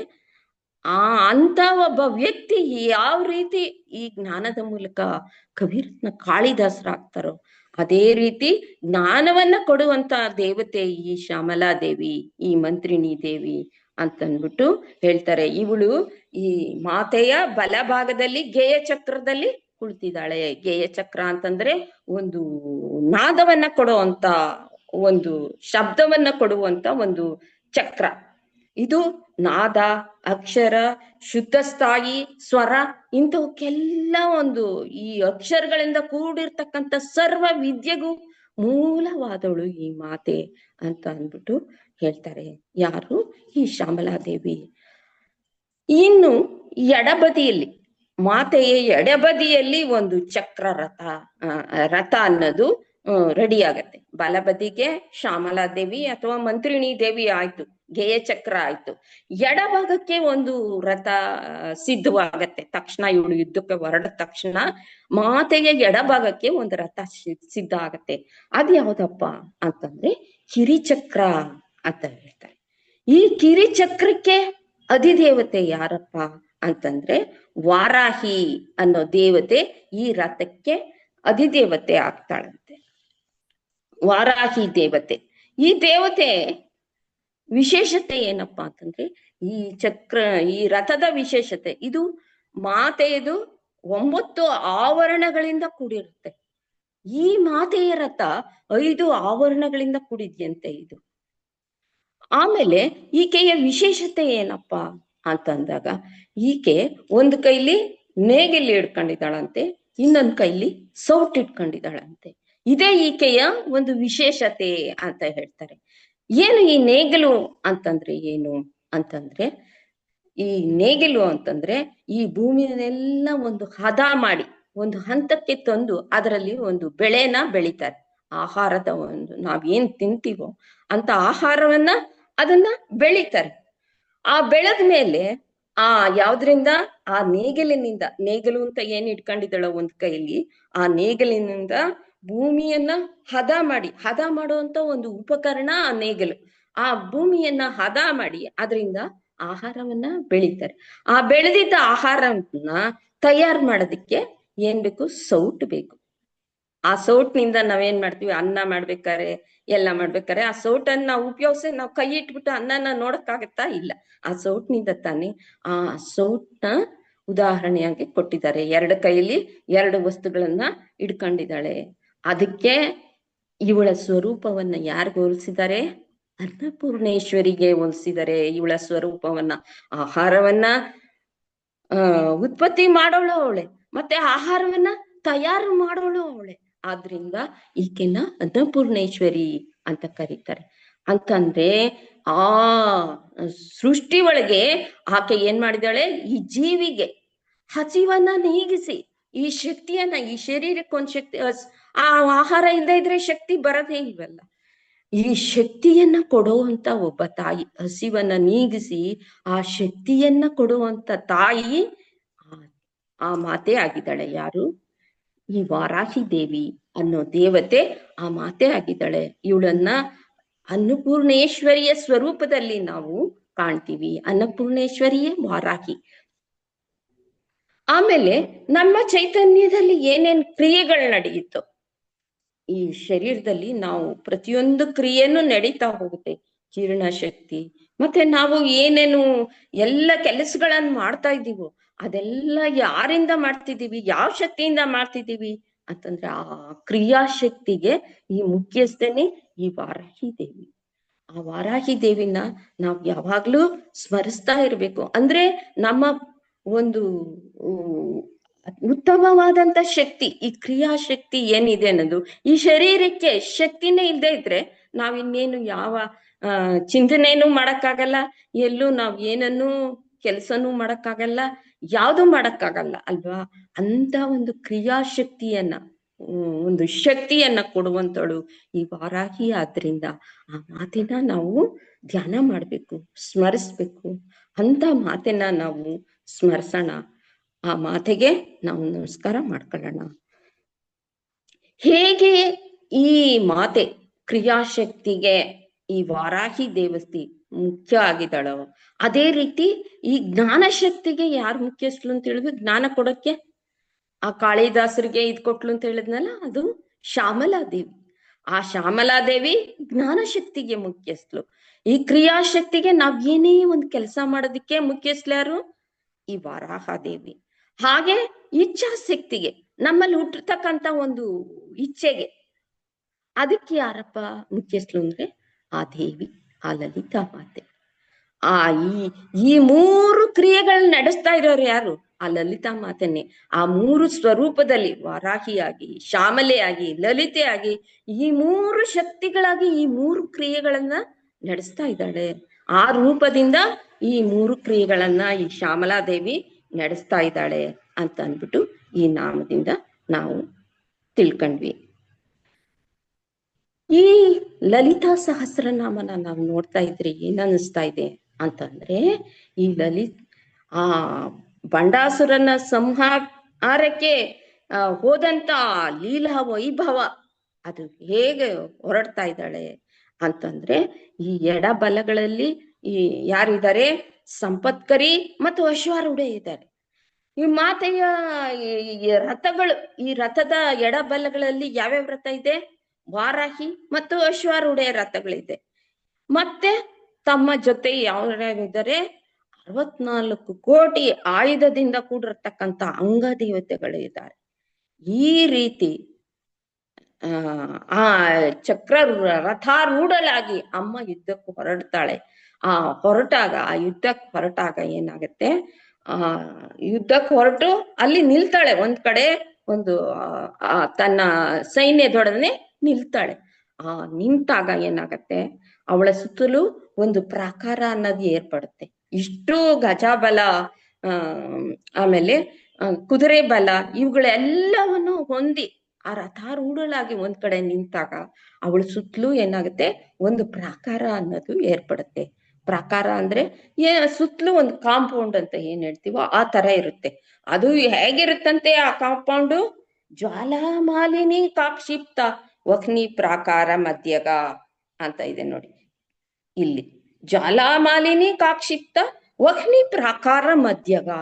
ಆ ಪ್ರಾಕಾರವನ್ನ ಯಾರು ಮಾಡ್ತಾರೆ ಅಂತಂದ್ರೆ ಈ ಜ್ವಾಲಾಮಾಲಿನಿ ಅನ್ನೋ ದೇವತೆ ಆ ಪ್ರಾಕಾರವನ್ನ ಸೃಷ್ಟಿಸ್ತಾಳಂತೆ, ಅವಳು ರಚಿಸ್ತಾಳಂತೆ. ಯಾವ ರೀತಿ? ವಹ್ನಿ ಪ್ರಾಕಾರ ಮಧ್ಯಗ. ಅಂದ್ರೆ ವಹ್ನಿ ಅಂದ್ರೆ ಅಗ್ನಿಯ ಮೂಲಕ. ನಾವು ಒಂದು ಏನಾರ ಸುತ್ತಲೂ ಒಂದು ಕಾಂಪೌಂಡ್ ಅಂದ್ರೆ ಏನ್ ಮಾಡ್ತೀವಿ? ಕಂಬಿಗಳು ಕಟ್ತೀವಿ ಅಥವಾ ಇಟ್ಟಿಗೆಗಳ ಮೂಲಕ ಆ ಪ್ರಾಕಾರನ ನಿರ್ಮಾಣ ಮಾಡ್ತೀವಿ. ಆದ್ರೆ ಇಲ್ಲಿ ಈ ಜ್ವಾಲಾಮಾಲಿನಿ ಅನ್ನೋಳು ಅಮ್ಮನ ಒಂದು ಸೈನ್ಯದ ಸುತ್ತ ಏನ್ ಮಾಡಿದಾಳೆ? ಅಗ್ನಿ ಪ್ರಾಹಾರವನ್ನ ಏರ್ಪಡಿಸಿದಾಳಂತೆ. ಸುತ್ತಲೂ ಅಗ್ನಿ ಅನ್ನೋದು ದಗ ದಗ ದಗ ದಗ ಅಂತ ಉರಿತಾ ಇದೆಯಂತೆ. ಅಂತ ಒಂದು ಅಗ್ನಿ ಪ್ರಹಾರವನ್ನ ಈ ಜ್ವಾಲಾಮಾಲಿನಿ ಅನ್ನೋಳು ಮಾಡಿದಾಳೆ. ಈ ಜ್ವಾಲಾಮಾಲಿನಿ ಅನ್ನೋಳು ಯಾರಪ್ಪ ಅಂತಂದ್ರೆ ಇವಳು ತಿಥಿನಿತ್ಯ ದೇವತೆ. ಇವಳು ಈ ತಿಥಿನಿತ್ಯ ದೇವತೆಗಳು ಅಂತ ಬರ್ತಾರೆ, ಅವರಲ್ಲಿ ಒಬ್ಳು. ಇವಳು ಏನ್ ಮಾಡಿದಾಳೆ? ಆ ಪ್ರಾಕಾರವನ್ನ ಎರಡು ಭಾಗ ಮಾಡಿದಾಳಂತೆ. ಒಳಭಾಗದಲ್ಲಿ ಒಂದು, ಹೊರ ಆವರಣ ಒಂದು. ಒಳಭಾಗದಲ್ಲಿ ಏನಾಗಿದೆ? ಒಳಭಾಗದ ಪ್ರಾಕಾರದಲ್ಲಿ ಏನಾಗಿದೆ?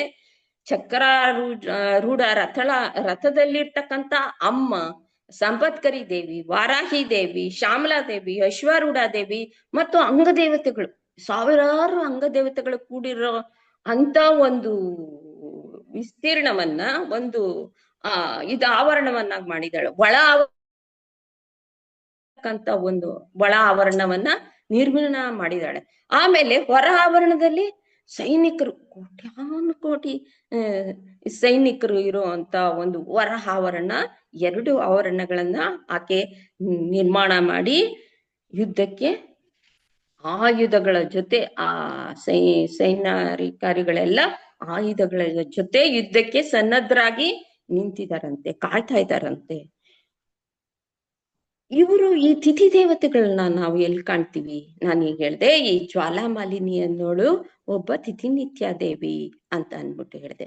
ಇಂಥ ತಿಥಿನಿತ್ಯ ದೇವಿಗಳನ್ನ ನಾವು 15 ಜನ ತಿಥಿನಿತ್ಯ ದೇವಿಗಳನ್ನ ನಾವು ಕಾಣ್ತೀವಿ. ಯಾರ್ಯಾರು ಅಂತಂದ್ರೆ ಕಾಮೇಶ್ವರಿ, ಭಗಮಾಲಿನಿ, ನಿತ್ಯಕ್ಲಿನ್ನ, ಬೇರುಂಡ, ತ್ವರಿತ, ಕುಲಸುಂದರಿ, ನೀಲಪತಾಕ, ಸರ್ವಮಂಗಳ, ಜ್ವಾಲಾಮಾಲಿನಿ, ಚಿತ್ರ, ಮಹಾನಿತ್ಯ ಅಂತ ಅನ್ಬಿಟ್ಟು 15 ಜನ ತಿಥಿನಿತ್ಯ ದೇವತೆಗಳಿದಾರಂತೆ. ಇವ್ರು ಎಲ್ಲಿದಾರಪ್ಪ ಅಂದ್ರೆ ಶ್ರೀಚಕ್ರದ ತ್ರಿಕೋಣದಲ್ಲಿ ಈ 15 ಜನ ಇರ್ತಾರೆ. ಏನು ನಾವು ಶ್ರೀಚಕ್ರ ಅಂತ ಹೇಳ್ತೀವೋ ಅದರ ತ್ರಿಕೋಣದಲ್ಲಿ ಈ ತಿಥಿನಿತ್ಯ ದೇವತೆಗಳು ಇದ್ದಾರೆ. ಇವರ ಸ್ವರೂಪ ಏನಪ್ಪ ಅಂತಂದ್ರೆ ಕಾಲದ ಸ್ವರೂಪ ಇವ್ರದ್ದು. ಈ ಕಾಲವನ್ನ ಪ್ರತಿದಿನ ಈ ತಿಥಿಯನ್ನ ನಡೆಸೋದು, ಈ ಕಾಲವನ್ನ ನಡೆಸೋದು ಇವ್ರ ಕೆಲಸ. ಇವ್ರು ಹೇಗೆ? ಈಗ ತಿಂಗಳಲ್ಲಿ 30 ದಿವಸ, ಆ 30 ದಿವಸದಲ್ಲಿ 15 ದಿವಸ ಕೃಷ್ಣ ಪಕ್ಷ ಅಂತ ಬರುತ್ತೆ, ಇನ್ನ 15 ದಿವಸ ಶುಕ್ಲ ಪಕ್ಷ ಅನ್ನೋದು ಬರುತ್ತೆ. ಈ 15 ಮತ್ತೆ 15 ದಿನಗಳನ್ನ ಈ ದೇವತೆಗಳು ನಡೆಸ್ಕೊಂಡು ಹೋಗ್ತಾ ಇರ್ತಾರಂತೆ. ಶುಕ್ಲ ಪಕ್ಷ ಮತ್ತು ಕೃಷ್ಣ ಪಕ್ಷ ಇವುಗಳನ್ನ ನಡೆಸ್ಕೊಂಡು ಪ್ರತಿದಿನಾನು ಯಾವುದೇ ತೊಂದರೆ ಆಗ್ದಿರ ಆ ಪ್ರತಿದಿನನೂ ನಡ್ಸ್ಕೊಂಡು ಹೋಗಿ ಆ ಮಾತೆ ಗಮನನ ಸೆಳಿತಾರಂತೆ. ಯಾಕೆ ಅಂತಂದ್ರೆ ಆ ಮಾತೆಯ ದೃಷ್ಟಿ ತಮ್ಮ ಮೇಲೆ ಬೀಳ್ಬೇಕು. ತಾವ್ ಹೇಗೆ ಆ ದಿನಗಳನ್ನ ನಡೆಸ್ಕೊಂಡು ಹೋಗ್ತಾ ಇದೀವಿ ಅಂತ ಆ ಮಾತೆ ನೋಡ್ಬೇಕು, ಆ ಮಾತೆ ನಮ್ಮನ್ನ ಹೊಗಳ್ಬೇಕು ಅನ್ನೋ ಒಂದು ಉದ್ದೇಶಕ್ಕೆ ಏನ್ ಮಾಡ್ತಾರೆ ಇವರು ಆ ತಿಥಿಗಳನ್ನ ನಡೆಸ್ಕೊಂಡು ಹೋಗ್ತಾ ಇದ್ದಾರೆ. ಅಂದ್ರೆ ಮಾತೆ ಗಮನ ಸೆಳಿತಾರೆ. ಇವ್ರ ಕರ್ತವ್ಯ ಅದೇ, ಆ ಕಾಲವನ್ನ ನಡೆಸ್ಕೊಂಡು ಹೋಗುವಂಥದ್ದು ಈ ತಿಥಿನಿತ್ಯ ದೇವಿಯರ ಕರ್ತವ್ಯ. ಆದ್ರಿಂದ ಅವರು ಈ 15 ದಿನ ಅವರು, 15 ದಿನ ಇವರು, ಹೀಗೆ ಈ ದಿನಗಳನ್ನ ನಡೆಸ್ಕೊಂಡು ಹೋಗ್ತಾ ಇದ್ದಾರೆ. ಇವರು ಏನ್ ಮಾಡ್ತಾರೆ ಅಂತಂದ್ರೆ ಈ ಯುದ್ಧ ನಡೆಯಕ್ಕೆ ಶುರುವಾಗತ್ತೆ. ಏನು ಜ್ವಾಲಾಮಾಲಿನಿ ಸುತ್ತಲೂ ಇದನ್ನ ನಿರ್ಮಾಣ ಮಾಡಿದಾಳೆ, ಪ್ರಾಕಾರನ. ಅಮ್ಮ ರೆಡಿ ಆಗಿದ್ದಾಳೆ ತನ್ನ ಸೈನ್ಯದೊಡನೆ. ಸೈನಿಕರೆಲ್ಲ ಈ ಆಯುಧಗಳನ್ನ ಇಟ್ಕೊಂಡು ದೇವಿಯರೆಲ್ಲ ರೆಡಿ ಆಗಿದ್ದಾರೆ. ನಾವ್ ಯುದ್ಧ ಮಾಡ್ತೀವಿ ಅಂತ ಅಂದ್ಬಿಟ್ಟು ರೆಡಿ ಆಗಿದ್ದಾರೆ. ಆಗ ರೆಡಿ ಆಗಿದ್ದಾಗ ಏನಾಗುತ್ತೆ ಅಂತಂದ್ರೆ ಈ ಬಂಡಾಸುರನ ಸೈನಿಕರು ಇರ್ತಾರಲ್ಲ, ಇವರು ಮಹಾ ಕ್ರೂರಿಗಳು. ಅವ್ರೇನ್ ಮಾಡ್ತಾರೆ, ಮುಸುಕುದಾರಿಗಳು. ಅಂದ್ರೆ ಇಲ್ಲಿ ಇದೆ ನೋಡಿ, ಬಂಡ ಸೈನ್ಯ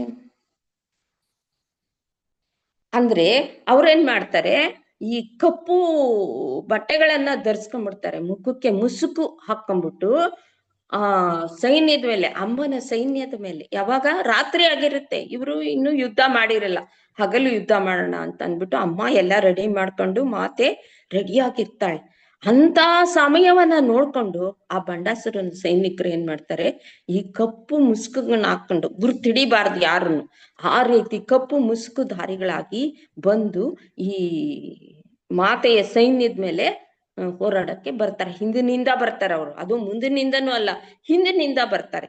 ಇದು ಯುದ್ಧದ ನಿಯಮಕ್ಕೆ ಅನುಕೂಲಕರವಾದದ್ದು ಅಲ್ಲ, ಅಪಚಾರ ಎಸಗದಂತೆ, ಇದು ಯುದ್ಧ ಮಾಡೋ ಒಂದು ನಿಯಮಕ್ಕೆ, ಯುದ್ಧದ ನಿಯಮಕ್ಕೆ ಅಪಚಾರ ಮಾಡ್ದಾಗೆ. ಅಂದ್ರೆ ಏನ್ ಯುದ್ಧದ ನಿಯಮ, ರಾತ್ರಿ ವೇಳೆ ಯುದ್ಧ ಮಾಡಬಾರ್ದು ಅಂತ ಇರುತ್ತೆ.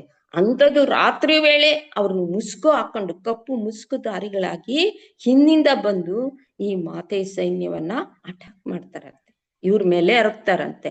ಅವಾಗ ಏನಾಗತ್ತೆ, ಈ 15 ಜನ ದೇವತೆಗಳೇನಿರ್ತಾರೆ, ಇವರು ಹೊರಭಾಗದಲ್ಲೇ ಇರ್ತಾರಲ್ವಾ, ಅವ್ರು ಗಮನಿಸ್ತಾರೆ, ಓ ಬರ್ತಾ ಇದ್ದಾನೆ, ಇದು ಮೋಸ, ಆದ್ರೂ ಇವನು ಯುದ್ಧ ಮಾಡಕ್ ಬರ್ತಾ ಇದ್ದಾರೆ ಅಂತ ಅಂದ್ಬಿಟ್ಟು 15 ಜನನೇ ಆ ಬಂಡಾಸುರನ ಸೈನ್ಯದ ಏನ್ ಮುಸುಕುಧಾರಿಗಳಿರ್ತಾರೋ ಅವರನ್ನ ಇದ್ ಮಾಡಿ ಅವರನ್ನ ಹೊಡೆದಾಕ್ತಾರೆ, ಅವರನ್ನ ಸಂಹಾರ ಮಾಡ್ತಾರೆ. ಇದನ್ನು ನೋಡಿದಂತ ದೇವತೆ ಸಮುಚ್ಚಿಕ ಅಂತಂದ್ರೆ ಅವಳು ತುಂಬಾ ಸಂತೋಷ ಭರಿತಳಾಗ್ತಾಳಂತೆ. ನಿರೀಕ್ಷಣ ಸಮತ್ಸಕ ಬಂಡ ಸೈನ್ಯ ವಧೋದ್ಯುಕ್ತ ಶಕ್ತಿ ವಿಕ್ರಮ ಹರ್ಷಿತ ನಿತ್ಯ ಪರಾಕ್ರಮಾಟೋಪ ನಿರೀಕ್ಷಣ ಸಮತ್ಸಕ. ಅಂದ್ರೆ ಈ ನಿತ್ಯೆಯರ ಪರಾಕ್ರಮವನ್ನ ನೋಡಿ, ಈ ಮುಸುಕುಧಾರಿಗಳನ್ನ, ಬಂಡಾಸುರನ ಮುಸುಕುಧಾರಿಗಳನ್ನ ಅವರನ್ನ ಸಂಹಾರ ಮಾಡಿದಂತವ್ರು ನೋಡಿ ಅಷ್ಟೊಂದು ಚುರುಕಾಗಿರ್ತಾರಂತೆ ಈ ನಿತ್ಯ ದೇವತೆಯರು. ಅವ್ರು ಏನ್ ಮಾಡ್ತಾರೆ, ಅವರನ್ನ ಸಂಹಾರ ಮಾಡಿದಾಗ ಅವರನ್ನ ನೋಡಿ ಅಮ್ಮ ಉತ್ಸಾಹ ಭರಿತಳಾಗ್ತಾಳೆ ಅಂತ ಅಂದ್ಬಿಟ್ಟು ಈ ನಾಮದಿಂದ ನಮ್ಗೆ ಗೊತ್ತಾಗತ್ತೆ. ಮುಂದಿನ ನಾಮ 29ನೇ ನಾಮ ಏನಿದೆ ಅಂದ್ರೆ ಬಂಡಪುತ್ರ ವಧೋದ್ಯುಕ್ತ ಬಾಲಾ ವಿಕ್ರಮ ನಂದಿತ ಮಂತ್ರಿಣ್ಯಾಂಬ ವಿರಚಿತ ವಿಷಂಗ ವಧ ತೋಷಿತ ಅಂತ ಅಂದ್ಬಿಟ್ಟು ಇದೆ. ಅಂದ್ರೆ ಈ ನಾಮ ಏನ್ ಹೇಳತ್ತಪ್ಪ ಅಂದ್ರೆ, ಈ ಬಂಡಾಸುರ ವಧೋದಿತ್ತ ಬಾಲ ವಿಕ್ರಮ ನಂದಿತ, ಈ ಬಂಡಾಸುರನ ಮಕ್ಕಳನ್ನ ಬಾಲ ಅನ್ನೋ ದೇವತೆ ವಧೆ ಮಾಡ್ತಾಳೆ ಅನ್ನೋದು ಈ ನಾಮದಲ್ಲಿ ತಿಳಿಯುತ್ತೆ. ಈಗ ನಾವು ನೋಡಿದ್ವಿ, ಈ ಬಂಡಾಸುರನ ಸಂಹಾರ ಅಂತಂದ್ರೆ ನಾವೇನ್ ಅನ್ಕೊಂಡಿದೀವಿ, ಬರೀ ರಾಕ್ಷಸನ ಸಂಹಾರ ಅಂತ ಅಂದ್ಬಿಟ್ಟು ಈ ಕತೆ ಹೇಳ್ತಾ ಇದೆ ಅಂದ್ಬಿಟ್ಟು ನಾವು ಆ ಕಥೆಲೇ ನಾವು ಮಗ್ನರಾಗ್ಬಿಟ್ಟಿದೀವಿ ಅಲ್ವಾ. ಆದ್ರೆ ಇದು ಬಂಡಾಸುರನ ಒಂದು ಸಂಹಾರವೇ ಅಲ್ಲ, ಇದು ನಮ್ಮ ಜೀವನಕ್ಕೂ ಕೂಡ ಸಂಬಂಧಪಟ್ಟ ಕಥೆಯಾಗಿದೆ, ಇದು ನಿಜ ಜೀವನಕ್ಕೆ ಸಂಬಂಧಪಟ್ಟ ಕಥೆ ಆಗಿದೆ. ಹೇಗೆ ಅಂತಂದ್ರೆ, ನಾವು ಅಜ್ಞಾನವನ್ನ ಮೀರಿ ಒಂದು ಆಧ್ಯಾತ್ಮಿಕತೆ ಕಡೆ ಹೊರಟಾಗ ಏನಾಗುತ್ತೆ, ನಮ್ಗೆ ನಮ್ಮ ಜೀವನದ ಅರಿವನ್ನ ತಿಳಿಬೇಕು ಅಂತ ಅನ್ಸುತ್ತೆ. ಅಂದ್ರೆ ನಾನು ಈ ಪ್ರಪಂಚದಲ್ಲಿ ಹುಟ್ಟಿದ್ದೀನಿ, ನಾನ್ ಯಾರು, ಆ ಪರಮಾತ್ಮ ಅಂದ್ರೆ ಯಾರು, ಆ ಪರಮಾತ್ಮ ಅನ್ನೋನು ಒಬ್ಬ ನಿಧಾನಲ್ವಾ, ಈ ನಮ್ಮನ್ನೆಲ್ಲ ಹುಟ್ಸಿರೋ ಅಂತನು ಇದನ್ನೆಲ್ಲ ನಡೆಸ್ತಾ ಇರ್ತಕ್ಕಂತ ಒಬ್ಬ ಪರಮಾತ್ಮ ಅನ್ನೋನ್ ಇದ್ದಾನೆ, ಅವನು ಯಾರು, ಅವನು ಹೇಗ್ ಮಾಡ್ತಿದ್ದಾನೆ ಅನ್ನೋ ಕಡೆ ನಮ್ಮ ಗಮನ ಹರಿತಾಗ ಏನಾಗುತ್ತೆ, ನಾವು ಆ ಮಾತೆಯ ಭಕ್ತರಾಗಿ, ಆ ದೇವರ ಭಕ್ತರಾಗಿ, ಸಾಧಕರಾಗಿ ನಮ್ಮ ಆ ಮಾತೆನ ನಾವು ಆರಾಧಿಸಕ್ ಹೊರಡ್ತೀವಿ. ಅಂದ್ರೆ ಪೂಜೆ ಮಾಡಕ್ಕೆ ಅವಳನ್ನ ತಿಳ್ಕೋಬೇಕು, ಅವಳು ಯಾರು ಅನ್ನೋದನ್ನ ಅವಳ ಮೂಲಕನೇ ತಿಳ್ಕೋಬೇಕು ತಾನೆ. ನಾವು ಆ ಮಾತೆನ ಆರಾಧಿಸಕ್ಕೆ ಹೊರಟು ನಾವು ಆ ಮಂತ್ರನ ಜಪ ಮಾಡ್ಬೇಕು, ಮಾತೆ ಮಂತ್ರ ಆಗ್ಲಾರ ನಮಗ್ ಗೊತ್ತಾಗುತ್ತೆ ನಾ ದೇವ್ರು ಅನ್ನೋದು. ಆ ಮಾತೆಯ ಒಂದು ಫೋಟೋನ ನಾವು ಮುಂದೆ ಇಟ್ಕೊಂಡು ಅವಳ ಮುಂದೆ ಕೂತು ನಾವು ಮಂತ್ರ ಜಪ ಮಾಡಿ ಆ ಸಾಧನೆ ಮಾಡ್ಬೇಕು ಅಂತ ಹೊರಡ್ತೀವಿ. ಆಗ ಹೊರಟಾಗ ಏನಾಗತ್ತೆ, ನಾವು ಅವಳ ಎದುರು ಕುಳಿತಿರುವಾಗ ಆ ಶತ್ರು ರೂಪದಲ್ಲಿರ್ತಕ್ಕಂಥ ದುಷ್ಟ ಶಕ್ತಿಗಳು ನಮ್ಮ ಒಳಗಡೆನೆ ಇರುತ್ತೆ. ಆ ದುಷ್ಟ ಶಕ್ತಿಗಳು ಅನ್ನೋದು ಈ ಶರೀರದಲ್ಲೇ ಇರುತ್ತೆ. ಅವೇನಾಗತ್ತೆ, ಆ ಶತ್ರುಗಳ ತರ ಹೊರಕ್ ಬರ್ತಾ ಇರುತ್ತೆ. ಆ ಹೊರಕ್ ಬಂದು ಏನ್ ಮಾಡುತ್ತೆ, ಅಜ್ಞಾನವನ್ನ ಹುಟ್ಟು ಹಾಕತ್ತೆ. ಆ ದುಷ್ಟ ಶಕ್ತಿಗಳು ಏನ್ ಮಾಡುತ್ತೆ, ಹೊರಗ್ ಬರುತ್ತೆ, ನಮ್ಮ ಒಳಗಡೆ ಇರುತ್ತದು. ಅದು ನಾವ್ ಯಾವಾಗ ದೇವಿನ ಧ್ಯಾನ ಮಾಡ್ಬೇಕು, ಒಳಗಡೆಯಿಂದ ಆಂತರಿಕವಾಗಿ ನಾವು ಧ್ಯಾನ ಮಾಡ್ಬೇಕು ಅಂತ ಅಂದ್ಬಿಟ್ಟು ಹೊರಟಾಗ ಅದೇನಾಗತ್ತೆ, ಆ ದುಷ್ಟ ಶಕ್ತಿಗಳು ಅಜ್ಞಾನವನ್ನು ಹುಟ್ಟಾಕತ್ತೆ. ಅಜ್ಞಾನ ಹುಟ್ಟಾಕ್ಬಿಟ್ಟು ಬೇರೆ ಬೇರೆ ಬಾಧೆಗಳನ್ನ ಕೊಡ್ತಾ ಹೋಗುತ್ತೆ, ನಮ್ಗೆ ಬೇರೆ ಬೇರೆ ಬೇರೆ ಬೇರೆ ಕಷ್ಟಗಳನ್ನ ಕೊಡ್ತಾ ಹೋಗುತ್ತೆ. ಆ ರೀತಿ ಕಷ್ಟ ಕೊಟ್ಟು ಏನ್ ಮಾಡುತ್ತೆ, ನಮ್ಮನ್ನ ಅಜ್ಞಾನದಲ್ಲೇ ಮುಳುಗಿಸ್ಬೇಕು, ಇವ್ರನ್ನ ಇದ್ರಲ್ಲೇ ಇಡ್ಬೇಕು ಅಂತ ಪ್ರಯತ್ನ ಮಾಡ್ಬಿಟ್ಟು ನಮ್ಮನ್ನ ಆ ಅಜ್ಞಾನದಲ್ಲೇ ಮುಳುಗಿಸಾಕತ್ತೆ. ಅಂತ ಸಮಯದಲ್ಲಿ ಯಾವಾಗ ನಮ್ಗೆ ಆ ಶತ್ರು ರೀತಿ ನಮ್ಗೆ ಬಾಧೆ ಕೊಡಕ್ ಶುರು ಮಾಡುತ್ತೋ, ನಮ್ಮ ಒಳಗಡೆಗೆ ಇರೋ ಅಂತ ದುಷ್ಟ ಶಕ್ತಿಗಳು, ನಮ್ಮ ಶರೀರದಲ್ಲಿರೋ ಅಂತ ದುಷ್ಟ ಶಕ್ತಿಗಳು ಶತ್ರುಗಳಾಗಿ ನಮ್ಗೆ ಯಾವಾಗ ಬಾಧೆ ಕೊಡಕ್ ಶುರು ಮಾಡುತ್ತೋ, ಆಗ ಏನಾಗತ್ತೆ, ಈ ನಮ್ಮೊಳಗೆ ಇರ್ತಾರೆ ಈ ಜಾಗೃತಿ, ಈ ಅಜ್ಞಾನವನ್ನ ಕಳೆದು ಜಾಗೃತಿಯ ಮಾಡೋ ಅಂತ ಈ ದುಷ್ಟ ಶಕ್ತಿಗಳನ್ನ ನಾಶ ಮಾಡಿ ನಮ್ಮಲ್ಲಿ ಒಂದು ಜಾಗೃತಿಯನ್ನು ಮೂಡಿಸೋ ಅಂತ ಈ ನಿತ್ಯ ದೇವತೆಗಳು ಎಲ್ಲಿದ್ದಾರೆ, ಅವರು ಕೂಡ ನಮ್ಮ ಒಳಗೆ ಇದ್ದಾರೆ. ಯಾವ ರೀತಿ ದುಷ್ಟ ಶಕ್ತಿಯಾದ ಆ ಶತ್ರುಗಳು ನಮ್ಮ ಒಳಗೆ ಇದ್ದಾರೋ, ಅದೇ ರೀತಿ ಈ ನಿತ್ಯ ದೇವತೆಗಳು ಕೂಡ ನಮ್ಮ ಶರೀರದಲ್ಲೇ ಇದ್ದಾರೆ. ಇವ್ರೇನ್ ಮಾಡ್ತಾರೆ, ಆ ದುಷ್ಟ ಶಕ್ತಿಗಳನ್ನ ಗುರ್ತಿಸ್ತಾರೆ. ಆ ಗುರ್ತಿಸಿ ಆ ಅಜ್ಞಾನವನ್ನ ಕಳೆದು ನಮ್ಮ ಶರೀರವನ್ನ ಉದ್ಧಾರ ಮಾಡ್ತಾರೆ. ನಾವೇನ್ ಮಾಡ್ತೀವಿ, ಆದ್ರೆ ಅದ್ ನಮಗ್ ಗೊತ್ತಾಗಲ್ಲ, ಆ ನಿತ್ಯ ದೇವತೆಗಳು ನಮ್ಮಲ್ಲಿ ಇದ್ದಾರೆ, ಆ ದೇವತೆಗಳು ಇದ್ದಾರೆ ಅನ್ನೋದ್ ನಾವ್ ತಿಳ್ಕೊಳಲ್ಲ. ಬರೀ ನಾವು ಈ ಪ್ರಾಪಂಚಿಕ ವ್ಯವಹಾರದಲ್ಲೇ ಕೂತಿರ್ತೀವಿ. ಏನು ಈ ದಿನ ಈ ತಿನ್ನೋದು, ಈ ಕುಡಿಯೋದು, ಏನೋ ವ್ಯವಹಾರ ಮಾಡೋದು, ಓಡಾಡೋದು, ನಾನ್ ಹಾಗಿರ್ಬೇಕು, ನಾನ್ ಹೀಗಿರ್ಬೇಕು, ದಿನನಿತ್ಯದ ಏನು ಒಂದು ನಮ್ಗೆ ದೊರೆಯುತ್ತೋ ಅವಕಾಶ, ಅದರಲ್ಲೇ ನಾವು ಮಗ್ನರಾಗ್ಬಿಟ್ಟಿರ್ತೀವಿ. ಇಷ್ಟೇ ಸುಖ ಸಾಕು ನನ್ಗೆ, ಈ ಸುಖದಲ್ಲಿ ನಾನು ಇದೀನಲ್ವಾ ಸಾಕು, ಇವತ್ ಸಂಪಾದನೆ ಮಾಡಿದೀನಿ, ಚೆನ್ನಾಗ್ ತಿಂದಿದ್ದೀನಿ, ಚೆನ್ನಾಗ್ ಕುಡ್ದಿದ್ದೀನಿ, ಎಲ್ಲ ಇದೆ ಅಂತ ಅಂದ್ಬಿಟ್ಟು ನಾವು ಅಷ್ಟಕ್ಕೆ ತೃಪ್ತ ಆಗ್ಬಿಡ್ತೀವಿ. ಆದ್ರೆ ಆ ತಾತ್ಕಾಲಿಕ ಆನಂದದಲ್ಲೇ ನಾವು ತೃಪ್ತರಾಗ್ಬಿಟ್ಟಿರ್ತೀವಿ. ಆದ್ರೆ ನಮ್ಮಲ್ಲಿ ಒಂದು ಶಕ್ತಿ ಇದೆ, ಆ ಭಗವತ್ ಶಕ್ತಿ ಇದೆ, ಅದನ್ನ ನಾವು ಕಂಡಿಡ್ಕೋಬೇಕು, ಅದ್ರ ಮೂಲಕ ನಾವು ಸಾಧನೆಯನ್ನ ಮಾಡ್ಬೇಕು ಅನ್ನೋದು ನಮ್ಗೆ ಅರಿವೇ ಇರಲ್ಲ. ಅದನ್ನ ನಾವು ತಿಳ್ಕೋಬೇಕು. ಯಾವುದ್ರ ಮೂಲಕ, ಈ ಆಧ್ಯಾತ್ಮದ ಮೂಲಕ. ನನ್ನಲ್ಲಿ ಒಂದು ಶಕ್ತಿ ಇದೆ, ಒಂದು ಅದ್ಭುತವಾದಂತ ಒಂದು ಶಕ್ತಿ, ಆ ಭಗವಂತನನ್ನ ಕಾಣೋ ಅಂತ ಶಕ್ತಿ ಇದೆ, ಆ ನಿತ್ಯ ದೇವತೆಗಳು ನನ್ನಲ್ಲಿದ್ದಾರೆ, ಈ ದುಷ್ಟ ಶಕ್ತಿಗಳನ್ನ ಸಂಹಾರ ಮಾಡೋ ಅಂತ ದೇವತೆಗಳು ನನ್ನಲ್ಲೇ ಇದ್ದಾರೆ ಅಂತ ತಿಳ್ಕೊಂಡು ನಾವು ಆ ಕಡೆ ಹೊರಟಾಗ ನಮ್ಗೆ ಒಂದು ಮಾರ್ಗ ದೊರೆಯುತ್ತೆ. ಆ ಮಾತನ್ನ ನಾವು ಪ್ರಾರ್ಥನೆ ಮಾಡಕ್ಕೆ ಒಂದು ಮಾರ್ಗ ದೊರೆಯುತ್ತೆ. ಅದು ಬಿಟ್ಬಿಟ್ಟು ನಮ್ದೇ ಈ ಶರೀರ, ನಾವ್ ಹೀಗೆ ಇರ್ತೀವಿ ಅಂತಂದ್ರೆ ನಾವು ಹಾಗೆ ಇರ್ತೀವಿ. ನಮಗೂ ಇದೆ ಶರೀರ ಅನ್ನೋದು ಎಲ್ರಿಗೂ ಇರುತ್ತೆ, ನಮಗೂ ಇದೆ. ಹಾಗೇನೆ ಪರಮಹಂಸರಿಗೂ ಇದೆ. ಅವರು ಒಳ್ಳೆ ಮಹಾಪುರುಷರು, ಯೋಗಿಗಳಾದಂತ ಪರಮಹಂಸರಿಗಿದೆ, ಆಚಾರ್ಯರಿಗಿದೆ, ಎಲ್ರಿಗೂ ಇರುತ್ತೆ ಆ ಶರೀರ ಅನ್ನೋದು.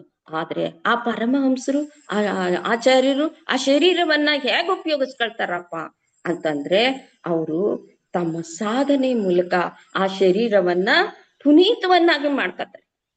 ಆ ಪರಮಹಂಸರು ಮತ್ತೆ ಯೋಗಿಗಳು ಮತ್ತೆ ಆಚಾರ್ಯರು ಇವರೆಲ್ಲ ಏನ್ ಮಾಡ್ತಾರೆ, ನಮ್ಮ ತರನೇ ಅವ್ರಿಗೂ ಶರೀರ ಇರುತ್ತೆ, ಆದ್ರೆ ಅವರು ಅದನ್ನ ಹಾಳು ಮಾಡ್ಕೊಳಲ್ಲ, ಆ ಸಾಧನೆಯನ್ನ ಮಾಡ್ತಾರೆ. ನಮ್ಮಲ್ಲಿ ಏನು ಒಂದು ಶಕ್ತಿ ಇದೆಯೋ ಆ ಶಕ್ತಿನ ಹುಡುಕ್ತಾರೆ. ಆ ಹುಡುಕಿ ಆ ಸಾಧನೆ ಮೂಲಕ ಆ ಶರೀರವನ್ನ ಪುನೀತವಾಗಿ ಮಾಡ್ಕೊತಾರೆ. ಆದ್ರೆ ನಾವು ಈ ಶರೀರವನ್ನ ಏನ್ ಮಾಡ್ತೀವಿ, ಲೋಲೂಪ್ಯಮಾನವಾಗಿ ಈ ಹೊರಗಿನ ಪ್ರಪಂಚದಲ್ಲೇ ಆ ಆಸೆಗಳನ್ನ ತೀರಿಸ್ಕೊಳ್ಳೋಕೋಸ್ಕರ ಈ ಲೋಲೂಪ್ಯಮಾನವಾಗಿ ಈ ಶರೀರವನ್ನ ನಾವು ಕಳಿತೀವಿ.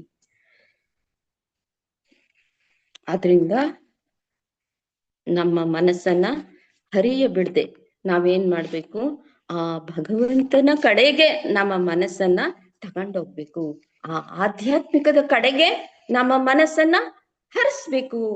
ಆಧ್ಯಾತ್ಮಿಕ ಅಂದ ತಕ್ಷಣ ನಾವೇನ್ ಅನ್ಕೋತೀವಿ, ಅಯ್ಯೋ ಆ ಆಧ್ಯಾತ್ಮಿಕ ಅನ್ನೋದು ಎಲ್ಲೋ ಪರಲೋಕದಲ್ಲಿ ಇದ್ಯಪ್ಪ, ಅದನ್ನ ಯಾರು ಹುಡುಕೋರು, ಅದನ್ನ ನಾನ್ ಮಾಡಕ್ ಸಾಧ್ಯನಾ, ನನ್ ಕೈ ಶಕ್ತಿ ಇದೆಯಾ ಅಂತ ಅಂದಾಗ ಅದು ಎಲ್ಲೂ ಇಲ್ಲ. ಎಲ್ಲೂ ಹೋಗ್ಬೇಕಾದಿಲ್ಲ, ನಾವು ಪರಲೋಕಕ್ಕೆ ಹೋಗ್ಬೇಕು, ಹಿಮಾಲಯಕ್ಕೆ ಹೋಗ್ಬೇಕು, ಎಲ್ಲಿಗೂ ನಾವು ಹೋಗ್ಬೇಕಾದಿಲ್ಲ. ಅದು ಎಲ್ಲಿದೆ, ನಮ್ಮ ಶರೀರದ ಒಳಗಡೆನೇ ಇದೆ ಆ ಅಧ್ಯಾತ್ಮ ಅನ್ನೋದು.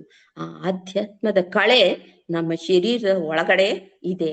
ಅದನ್ನ ನಾವು ಹುಡ್ಕಕ್ ಪ್ರಯತ್ನ ಮಾಡ್ಬೇಕು. ಆ ಒಳಗಡೆ ಇರುವಂತ ಆ ಜ್ಞಾನದ ಕಳೆನ ನಾವು ಹುಡುಕ್ಬೇಕು. ಯಾವ ರೀತಿ ಹುಡುಕ್ಬೇಕು? ಅದನ್ನ ನಾವು ಅಭ್ಯಾಸ ಮಾಡ್ಬೇಕು.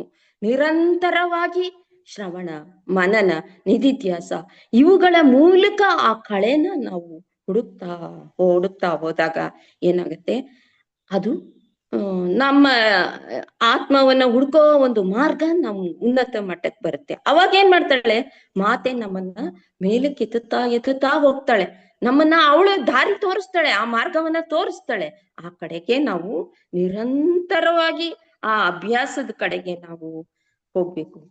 ಆ ಅಭ್ಯಾಸದ ಕಡೆಗೆ ಹೋಗ್ಲಿಲ್ಲ, ನಾನು ಹೀಗೆ ಇರ್ತೀನಿ, ನನ್ನ ಜೀವನ ಇಷ್ಟೇ, ಅಯ್ಯೋ ಹೋಗಪ್ಪ, ಯಾರು ಅಷ್ಟೆಲ್ಲ ಒದ್ದಾಡ್ತಾರೆ, ಯಾರು ಅದೆಲ್ಲ ಮಾಡೋರು? ಆ ಅಧ್ಯಾತ್ಮ ಅಂತೆ ತಲೆ ಕೆಟ್ಟೋಗುತ್ತೆ. ಅದೇನೋ ಹೇಳ್ತಾರೆ, ಅದೆಲ್ಲ ಯಾರು ನೋಡ್ತಾರೆ? ಆ ಜ್ಞಾನ ನಮ್ಗೇನ್ ಬೇಕು? ಸಾಕು, ನಾವ್ ತಿಂತಾ ಇದ್ದೀವಿ, ನಾವಿದ್ದೀವಿ, ನಾವ್ ಜೀವನ ಮಾಡ್ತೀವಿ, ನಾನ್ ಸಂತೋಷವಾಗಿದ್ದೀನಿ, ಇಷ್ಟೇ ಸಾಕು ನನ್ಗೆ ಅಂದಾಗ ಏನಾಗತ್ತೆ, ಅವನ ಜೀವನ ಪಶು ಜೀವನ ಆಗತ್ತೆ. ಅವನ್ ಪಶುತ್ವ ಹೊಂತಾನೆ. ಪಶು ಅಂದ್ರೇನು? ಅದು ದಿನನಿತ್ಯ ತಾನೇ ಹೋಗುತ್ತೆ, ದಿನನಿತ್ಯ ಎಲ್ಲೋ ಹೋಗುತ್ತೆ, ತನ್ನ ಆಹಾರವನ್ನು ಹುಡ್ಕೊಳತ್ತೆ, ತಿನ್ನುತ್ತೆ, ಮಲಗತ್ತೆ, ಮರಿ ಹಾಕತ್ತೆ, ಅಷ್ಟೇ ಅದ್ರ ಜೀವನ. ಅದಕ್ಕೆ ಪರಮಾತ್ಮ ಜ್ಞಾನವನ್ನು ಕೊಟ್ಟಿಲ್ಲ. ಅತಿಯಾದ ಜ್ಞಾನವನ್ನು ಕೊಟ್ಟಿರೋದು ಯಾರಿಗೆ? ಈ ಮನುಷ್ಯನಿಗೆ. ಈ ಮನುಷ್ಯನಿಗೆ ಒಂದು ಉತ್ತಮವಾದ ಜ್ಞಾನವನ್ನು ಕೊಟ್ಟಿದ್ದಾನೆ. ಎಲ್ಲವನ್ನ ಅರಿಯುವಂತ ಆ ಪರಮಾತ್ಮನನ್ನೇ ಅರಿಯುವಂತ ಒಂದು ಶಕ್ತಿಯನ್ನ ಈ ಮನುಷ್ಯನಲ್ಲಿ ಇಟ್ಟಿದ್ದಾನೆ. ಆಗಿಟ್ಟಾಗ ನಾವು ಅದನ್ನ ಹುಡ್ಕೊಂಡು ಹೋಗ್ಬೇಕು. ನಿರಂತರವಾಗಿ ಅದರನ್ನ ಅಭ್ಯಾಸ ಮಾಡಿ ಆ ಕಡೆಗೆ ಹೊರಟಾಗ ನಾವು ನಮ್ಮ ಜೀವನದ ಸಾರ್ಥಕತೆನ ಹೊಂದುತ್ತೀವಿ. ಇಲ್ಲ ಅಂದ್ರೆ ನಾವೇನಾಗ್ತೀವಿ? ಪಶು ಆಗ್ತೀವಿ. ಈ ಪಶು ಆಗೇ ಇರ್ತೀವಿ ಈ ಜನ್ಮದಲ್ಲೂ, ಮತ್ತೆ ಮುಂದಿನ ಜನ್ಮದಲ್ಲೂ ಅದೇ ಆಗೋಗ್ತೀವಿ. ಆ ಜನ್ಮದಲ್ಲಿ ನಿರಂತರವಾಗಿ ಜನನ ಮರಣ ಈ ಸಂಕೋಲೆಯಲ್ಲಿ ಸಿಕ್ಕಾಕೊಂಡು ನಾವು ಒದ್ದಾಡ್ತಾ ಇರ್ತೀವಿ. ಈ ಸಂಕೋಲೆಯಿಂದ ನಾವು ಬಿಡುಗಡೆ ಹೊಂದಬೇಕು. ನಾವು ನಮ್ಮ ಮನುಷ್ಯತ್ವವನ್ನ ಸಾರ್ಥಕ ಪಡಿಸ್ಕೋಬೇಕು ಅಂದಾಗ ನಾವೇನ್ ಮಾಡ್ಬೇಕು? ಈ ಆಧ್ಯಾತ್ಮದ ಕಡೆಗೆ ನಾವು ಹೋಗ್ಬೇಕು. ಆಧ್ಯಾತ್ಮದ ಕಡೆಗೆ ಹೋಗಿ ಏನು ಈ ಲಲಿತಾ ಸಹಸ್ರನಾಮದ ಒಂದು ಗ್ರಂಥವನ್ನ ನಾವು ಪಠನೆ ಮಾಡ್ತಾ ಹೋದಾಗ ನಮ್ಗೆ ಪ್ರತಿಯೊಂದು ಅರ್ಥ ಆಗಿ ನಮ್ಮ ಜನ್ಮ ಸಾರ್ಥಕ ಆಗತ್ತೆ ಅಂತ ಅಂದ್ಬಿಟ್ಟು ಈ ನಾಮದಿಂದ ನಾವು ತಿಳ್ಕೊಂತಿದ್ದೀವಿ. ಮುಂದಿನ ನಾಮ ಬಂಡಪುತ್ರ ವಧೋದ್ಯುಕ್ತ ಬಾಲಾ ವಿಕ್ರಮ ನಂದಿತ ಅಂತ ಇದೆ. ಬಂಡಪುತ್ರ ವಧೋದ್ಯುಕ್ತ ಬಾಲಾ ವಿಕ್ರಮ ನಂದಿತ ಮಂತ್ರಿಣ್ಯಾಂಬ ವಿರಚಿತ ವಿಶಂಕ ಪದತೋಷಿತ ಅಂತ ಇದೆ ಈ ನಾಮ. ಈ ನಾಮದಲ್ಲಿ ಏನಿದೆ ಅಂತಂದ್ರೆ, ಬಂಡಾಸುರನಿಗೆ 30 ಜನ ಮಕ್ಕಳು ಇರ್ತಾರಂತೆ. ಈ ಬಂಡಾಸುರ ಅನ್ನೋನ್ಗೆ ಅಂದ್ರೆ ಚತುರ್ಬಾಹು ಅನ್ನೋನು ಮೊದಲೇನು, ಅವನಿಂದ ಉಪಮಾಯ ಅವನು ಕೊನೆ ಮಗನವರೆಗೂ ಎಷ್ಟು ಜನ ಇರ್ತಾರೆ ಅಂದ್ರೆ 30 ಜನ ಮಕ್ಕಳು ಇರ್ತಾರಂತೆ. ಆ 30 ಜನ ಮಕ್ಕಳನ್ನ ಈ ಮಾತೆಯ ಒಂದು ಹೃದಯದಿಂದ 9 ವರ್ಷದ ಕನ್ಯೆಯಾದ ಈ ಬಾಲ ತ್ರಿಪುರ ಸುಂದರಿ ಹತ್ಯೆ ಮಾಡ್ತಾಳಂತೆ. ಆ 30 ಜನ ಮಕ್ಕಳನ್ನು, ಬಂಡಾಸುರರ ಮಕ್ಕಳನ್ನು ಹತ್ಯೆ ಮಾಡ್ತಾಳೆ.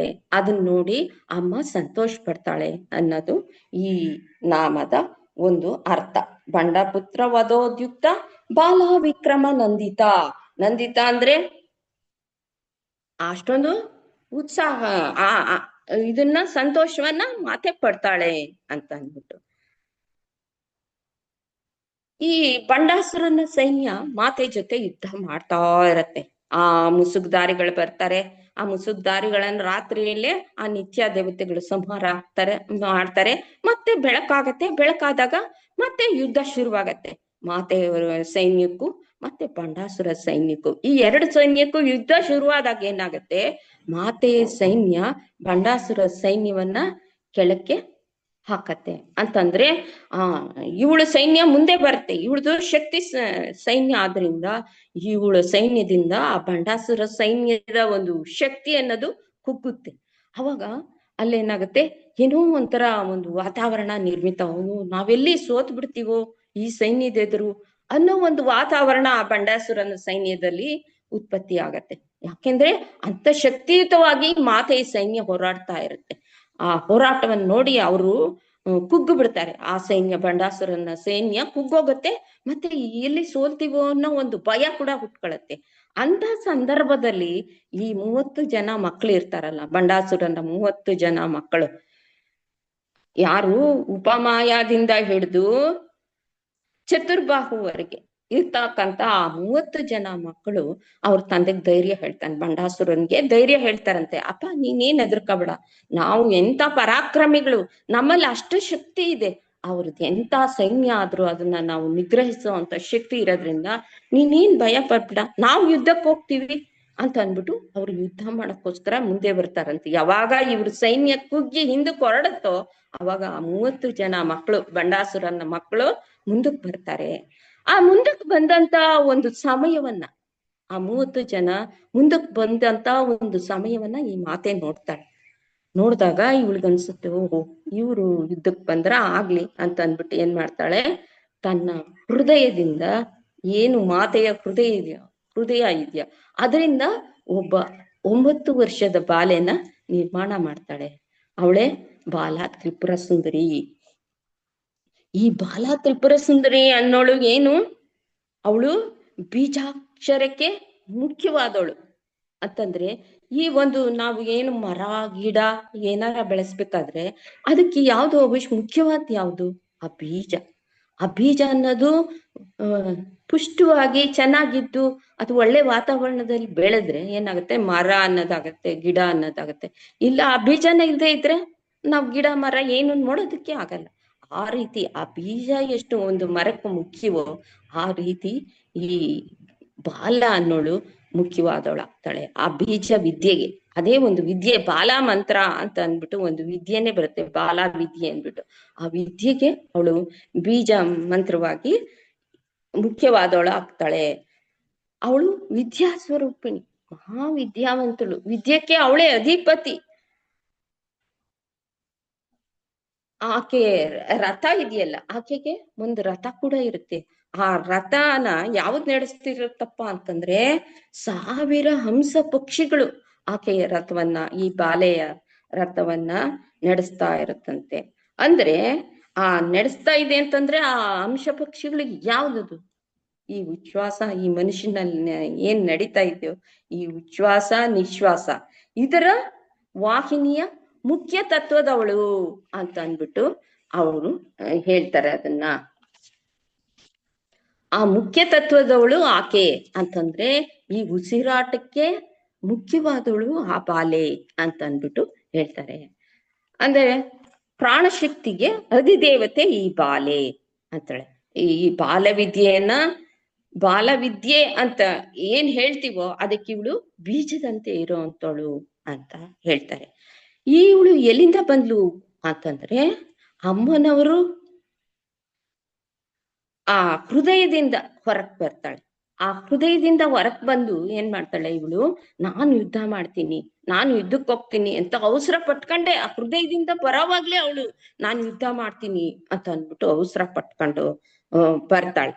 ಅವಾಗ ಮಾತೆ ಹೇಳ್ತಾಳೆ, ಅಮ್ಮ ನೀನು ಇನ್ನ ಪುಟ್ಟ ಹುಡುಗಿ, ನೀನಿನ್ನು 9 ವರ್ಷದ ಬಾಲೆ, ನೋಡಿ ಯುದ್ಧ ಮಾಡಕ್ಕೆ ಈ ಸಂಪತ್ಕರಿ ಇದ್ದಾಳೆ, ಶ್ಯಾಮಲ ಇದ್ದಾಳೆ, ವಾರಾಹಿ ಇದ್ದಾಳೆ, ಇವರೆಲ್ಲ ಯುದ್ಧನ ನೋಡ್ಕೋತಾರೆ, ನೀನು ನನ್ ಪಕ್ಕ ಕೂತ್ಕೋ, ಸುಮ್ನೆ ನೋಡ್ತಾ ಇರು ನೀನ್ ಏನ್ ನಡೀತಾ ಇದೆ ಅಂತ ಹೇಳ್ತಾಳೆ. ಆದ್ರೆ ಅವಳು ಹಠ ಮಾಡ್ತಾಳೆ, ಮಕ್ಕಳ ತರ ಹಠ ಮಾಡಿ, ಇಲ್ಲ ನಾನು ಯುದ್ಧ ಮಾಡೇ ಮಾಡ್ತೀನಿ. ಏನಮ್ಮ ನೀನು, ಮಕ್ಕಳು ಆಟ ಆಡಕ್ ಹೋಗ್ತೀವಿ ಅಂತಂದ್ರೆ ಯಾರ ತಾಯಿಯರು ತಡೀತಾರ, ನಾನು ಆಟ ಆಡಕ್ ಹೋಗ್ತಿದ್ದೀನಿ ಅಂತ ಅನ್ಕೋ ನೀನು, ನಾನು ಆಟ ಆಡಕ್ ಹೋಗ್ತಾ ಇದ್ದೀನಿ ಅಂತ ಅಂದ್ಬಿಟ್ಟು ಹಠ ಮಾಡಿ ತಾನು ಯುದ್ಧಕ್ಕೆ ರೆಡಿ ಆಗ್ತಾಳೆ. ಆ ಯುದ್ಧಕ್ಕೆ ರೆಡಿ ಆದಾಗ, ಯುದ್ಧಕ್ಕೆ ಸನ್ನದ್ಧಳಾದಾಗ ಮಾತೆ ಏನ್ ಮಾಡ್ತಾಳೆ, ತನ್ನ ಚಕ್ರದಿಂದ, ಏನು ತಾನು ಒಂದು ಚಕ್ರ ಇದೆಯೋ, ಯಾವುದು ಶ್ರೀಚಕ್ರ, ಮಾತೆಯ ಶ್ರೀಚಕ್ರ ಇದೆಯೋ ಅದರಿಂದ ಒಂದು ಚಕ್ರವನ್ನ ಅವಳು ಕೊಡ್ತಾಳೆ. ಯಾರಿಗೆ, ಆ ಬಾಲೆಗೆ ಒಂದು ಚಕ್ರವನ್ನ ಕೊಡ್ತಾಳೆ.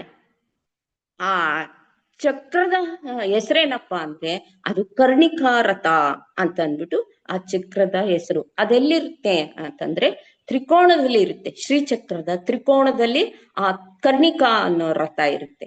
ಅದರ ಪಕ್ಕನೇ ಈ ವಾರಾಹಿ ಮತ್ತು ಈ ಶ್ಯಾಮಲ ರಥ ಕೂಡ ಅದರ ಸಮೀಪನೇ ಇರುತ್ತೆ. ಅಂತ ಒಂದು ರಥವನ್ನ ಕೊಡ್ತಾಳೆ. ಆ ಕೊಟ್ಟಾಗ ಏನ್ ಮಾಡ್ತಾಳೆ, ಆ ಬಾಲೆ ಆ ಕರ್ಣಿಕಾ ರಥ ಅದ್ರ ಮೇಲೆ ಕೂತ್ಕೊಂಡು ಯುದ್ಧಕ್ಕೆ ಹೊರಡ್ತಾಳೆ. ಯಾವಾಗ ಈ 30 ಜನ ಮಕ್ಕಳು, ಬಂಡಾಸುರನ 30 ಜನ ಮಕ್ಕಳು ತನ್ನ ಸೈನ್ಯ ಸೋಲಪ್ಕೋತಾ ಇದೆ, ಇದು ಸೋಲಿಗೆ ಬಂದ್ಬಿಟ್ಟಿದೆ, ನಾವು ಸೋಲ್ತೀವಿ ಅನ್ನೋ ಒಂದು ಇದು ಬಂದಾಗ ಆ 30 ಜನ ಮಕ್ಕಳು ಯಾವಾಗ ಯುದ್ಧಕ್ಕೆ ಮುಂದೆ ಬರ್ತಾರೋ ಆಗ ಈ ಬಾಲೆ ಆ ಕರ್ಣಿಕಾ ರಥ ಏರಿ ಮುಂದೆ ಬರ್ತಾಳೆ. ಆ ಮುಂದೆ ಬಂದು ಆ ರಥದಲ್ಲಿ ಕೂತು ಅವಳು ಮುಂದೆ ಬಂದು ಯುದ್ಧ ಮಾಡಕ್ ಶುರು ಮಾಡ್ತಾಳೆ. ಯುದ್ಧ ಮಾಡಕ್ ಶುರು ಮಾಡಿದಾಗ ಏನ್ ಮಾಡ್ತಾಳೆ, ತನ್ನ ಅಸ್ತ್ರದಿಂದ ಒಂದು ನಾರಾಯಣ ಅಸ್ತ್ರ ಅನ್ನೋ ಒಂದು ಅಸ್ತ್ರವನ್ನ ಆ ಬಂಡಾಸುರನ ಸೈನ್ಯದ ಮೇಲೆ ಬಿಡ್ತಾಳೆ.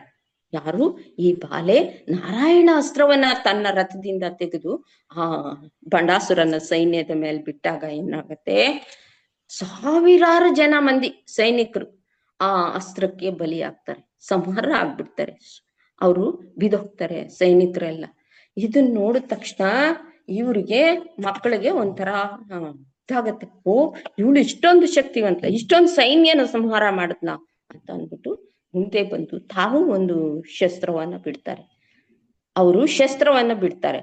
ಆಗ ಇವಳು ಇದನ್ನೆಲ್ಲ ಯಾರು ನೋಡ್ತಾ ಇರ್ತಾರೆ, ವಾರಾಹಿ, ಶ್ಯಾಮಲ, ದೇವಿ, ಮಾತೆ ಎಲ್ಲ ಕೂತ್ಕೊಂಡು ಏನು ಈ ಇಷ್ಟೊಂದು ಈ 9 ವರ್ಷದ ಬಾಲೆ ಇಷ್ಟ ಚೆನ್ನಾಗಿ ಯುದ್ಧ ಮಾಡ್ತಾ ಇದ್ದಾಳಲ್ಲ, ಇಷ್ಟೊಂದ್ ಜನ ಸೈನಿಕರನ್ನ ಸಂಹಾರ ಮಾಡ್ಬಿಟ್ಲಲ್ಲ ಒಂದು ಅಸ್ತ್ರದಿಂದಲೇ ಅಂತ ಅಂದ್ಬಿಟ್ಟು ನೋಡ್ತಾ ಇರ್ತಾರೆ.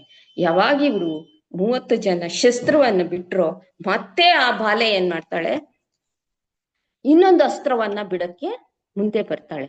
ಹಾಗ ಮುಂದೆ ಬಂದಾಗ ಅವಳು ಯುದ್ಧ ಮಾಡ್ತಾ ಇರೋಳು ಒಬ್ಳೇ ಬಾಲೆ, ಒಂದೇ ಅಸ್ತ್ರ ಅವಳ ಕೈಲಿರೋದು, ಒಬ್ಳೇ ಬಾಲೆ. ಆದ್ರೆ ಅಲ್ಲಿ ಕೂತು ನೋಡ್ತಾ ಇರ್ತಾರಲ್ಲ ಅವ್ರಿಗೆಲ್ಲ ಹೇಗ್ ಕಾಣ್ತಾ ಇರುತ್ತಪ್ಪ ಅಂತಂದ್ರೆ, ಈ 30 ಜನ ಮಕ್ಕಳು ಏನಿದ್ದಾರೆ ಬಂಡಾಸುರನ ಮಕ್ಕಳು, ಅವರ ಮಕ್ಕಳ ಎದುರಿಗೆ ಒಬ್ಬೊಬ್ಬ ಬಾಲೆ ಒಂದೊಂದು ಅಸ್ತ್ರ ಇಟ್ಕೊಂಡು ನಿಂತಿರೋ ತರ ಕಾಣ್ತಾ ಇದೆಯಂತೆ. ಇಲ್ಲಿ ಯುದ್ಧ ಮಾಡ್ತಾ ಇರೋದು ಒಬ್ಳೇ ಬಾಲೆ, ಆದ್ರೆ ಕಾಣ್ತಾ ಇರೋದು ಅಷ್ಟು ಜನ ಬಾಲೆಯರು ಮತ್ತು ಅಷ್ಟು ಜನ ಅಸ್ತ್ರ ಇಟ್ಕೊಂಡು ನಿಂತಿರೋ ಅಂತ 30 ಜನ ಅಸ್ತ್ರ ಇಟ್ಕೊಂಡು ನಿಂತಿರೋ ಅಂತ ಬಾಲೆಯರ್ನ ಇಲ್ಲಿ ಕಾಣ್ತಾ ಇದಾರಂತೆ. ಹಾಗೆ ಕಾಣುವಾಗ ಏನಾಗತ್ತೆ, ಆ ನೋಡ್ತಾ ನೋಡ್ತಾ ಏನಾಗತ್ತೆ, ಈ ಬಾಲೆ ಮುಂದೆ ಬಂದು ಒಂದು ಅಸ್ತ್ರನ ಪ್ರಯೋಗ ಮಾಡ್ತಾಳೆ. ಅದು ಯಾವ್ದಪ್ಪ ಅಸ್ತ್ರ ಅಂತಂದ್ರೆ ಅರ್ಧಚಂದ್ರ ಅಸ್ತ್ರ.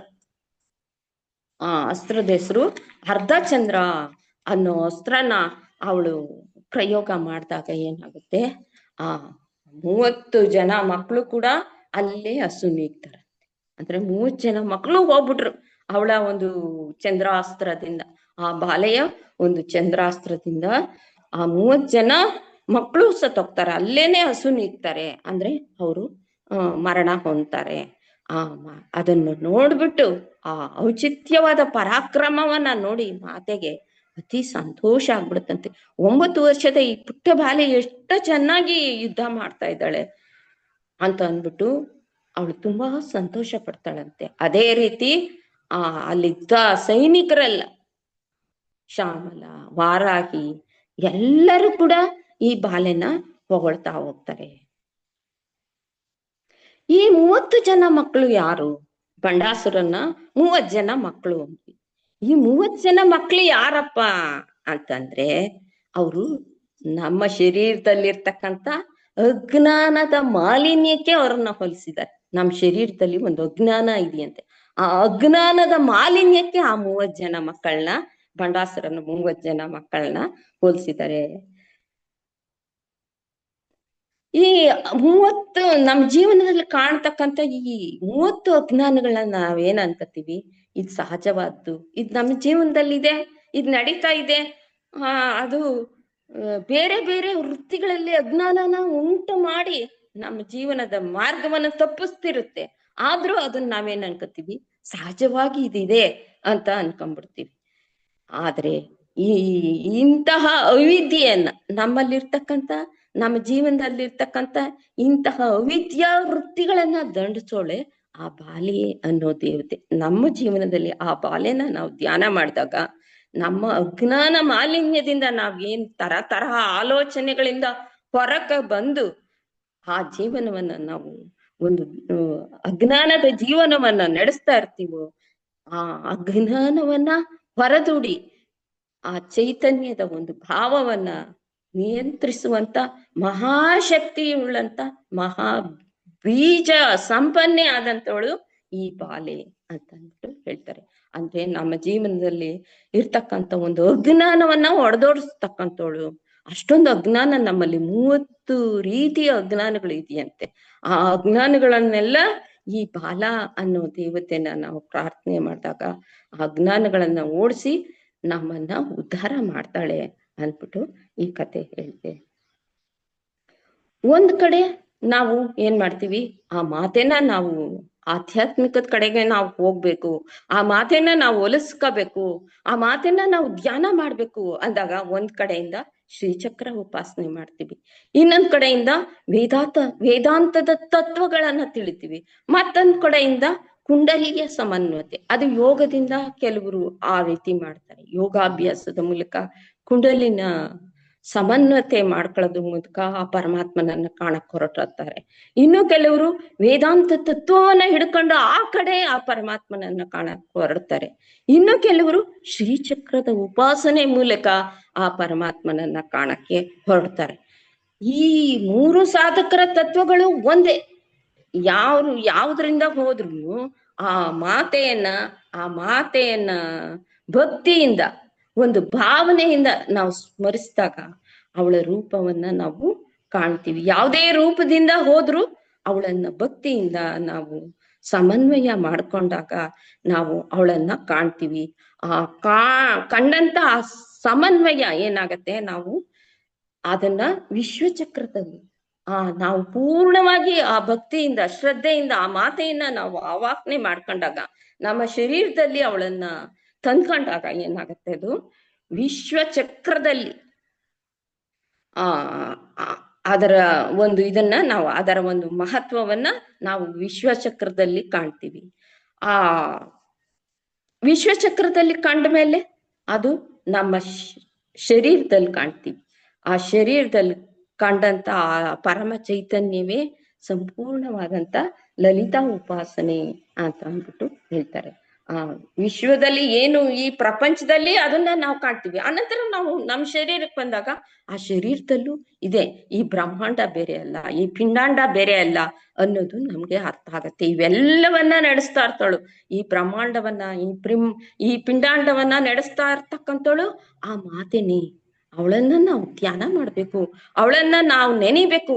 ಈ ಅಜ್ಞಾನದಿಂದ ನಾವು ಕೊಳಿತಾ ಇದ್ದೀವೋ ಅದನ್ನ ನಾವು ಹೋಗ್ಲಾಡಿಸ್ಕೋಬೇಕು ಅಂತಂದಾಗ ಈ ರೀತಿ ಮಾತೆಯನ್ನ ನಾವು ಧ್ಯಾನ ಮಾಡಿದಾಗ ನಮ್ಗೆ ಒಂದು ಜೀವನದ ಸಾರ್ಥಕತೆಯನ್ನ ನಾವು ಹೊಂದ್ತೀವಿ.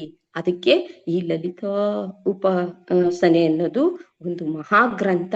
ಈ ಗ್ರಂಥವನ್ನ ನಾವು ಉಪಾಸನೆ ಮಾಡಿದಾಗ ಇವನ್ನೆಲ್ಲ ಹೋಗಲಾಡಿಸ್ಕೊಂಡು ನಾವು ಒಂದು ಸಾರ್ಥಕವಾದಂತ ಜೀವನವನ್ನ ಹೊಂದುತ್ತೀವಿ ಅಂತ ಹೇಳ್ತಾ ಇವತ್ತಿನ ಈ ತರಗತಿನ ಮುಗಿಸ್ತಾ ಇದ್ದೀನಿ.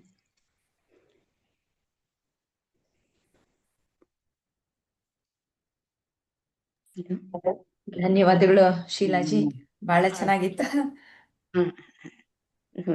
ನಮ್ಮಲ್ಲಿರುವ ಬಂಡಾಸುರನನ್ನ ಮತ್ತೆ ಮಾಡಿಸ್ ಅಲ್ಲ, ಬಂಡಾಸುರ ಅಂದಿದ್ದೆ ಅವನ ಅಸುರ ಅಷ್ಟೇ. ಅವನ ಸಂಹಾರ ಮಾಡಕ್ಕೆ ಅವಳು ಅದೆಲ್ಲ ಮಾಡಿದ್ಲು, ಯುದ್ಧ ಮಾಡಿದ್ಲು ಅಂತ ಎಲ್ಲಾರು ನಾವ್ ಅನ್ಕೊಂಡ್ಬಿಟ್ಟಿರ್ತೀವಿ. ಆದ್ರೆ ಲಲಿತಾ ಸಹಸ್ರನಾಮದಲ್ಲಿ ಅರ್ಥ ಕೇಳಿದಾಗ ಅದ್ ಅರ್ಥ ಆಗುತ್ತೆ. ಬಂಡಾಸುರ ಅಂದ್ರೆ ಯಾರು ಚೆನ್ನಾಗಿ ಹೇಳಿದ್ರಿ, ಬಹಳ ಚೆನ್ನಾಗಿ ವಿವರಿಸಿದ್ರಿ ಇವತ್ತು. ಬಂಡಾಸುರ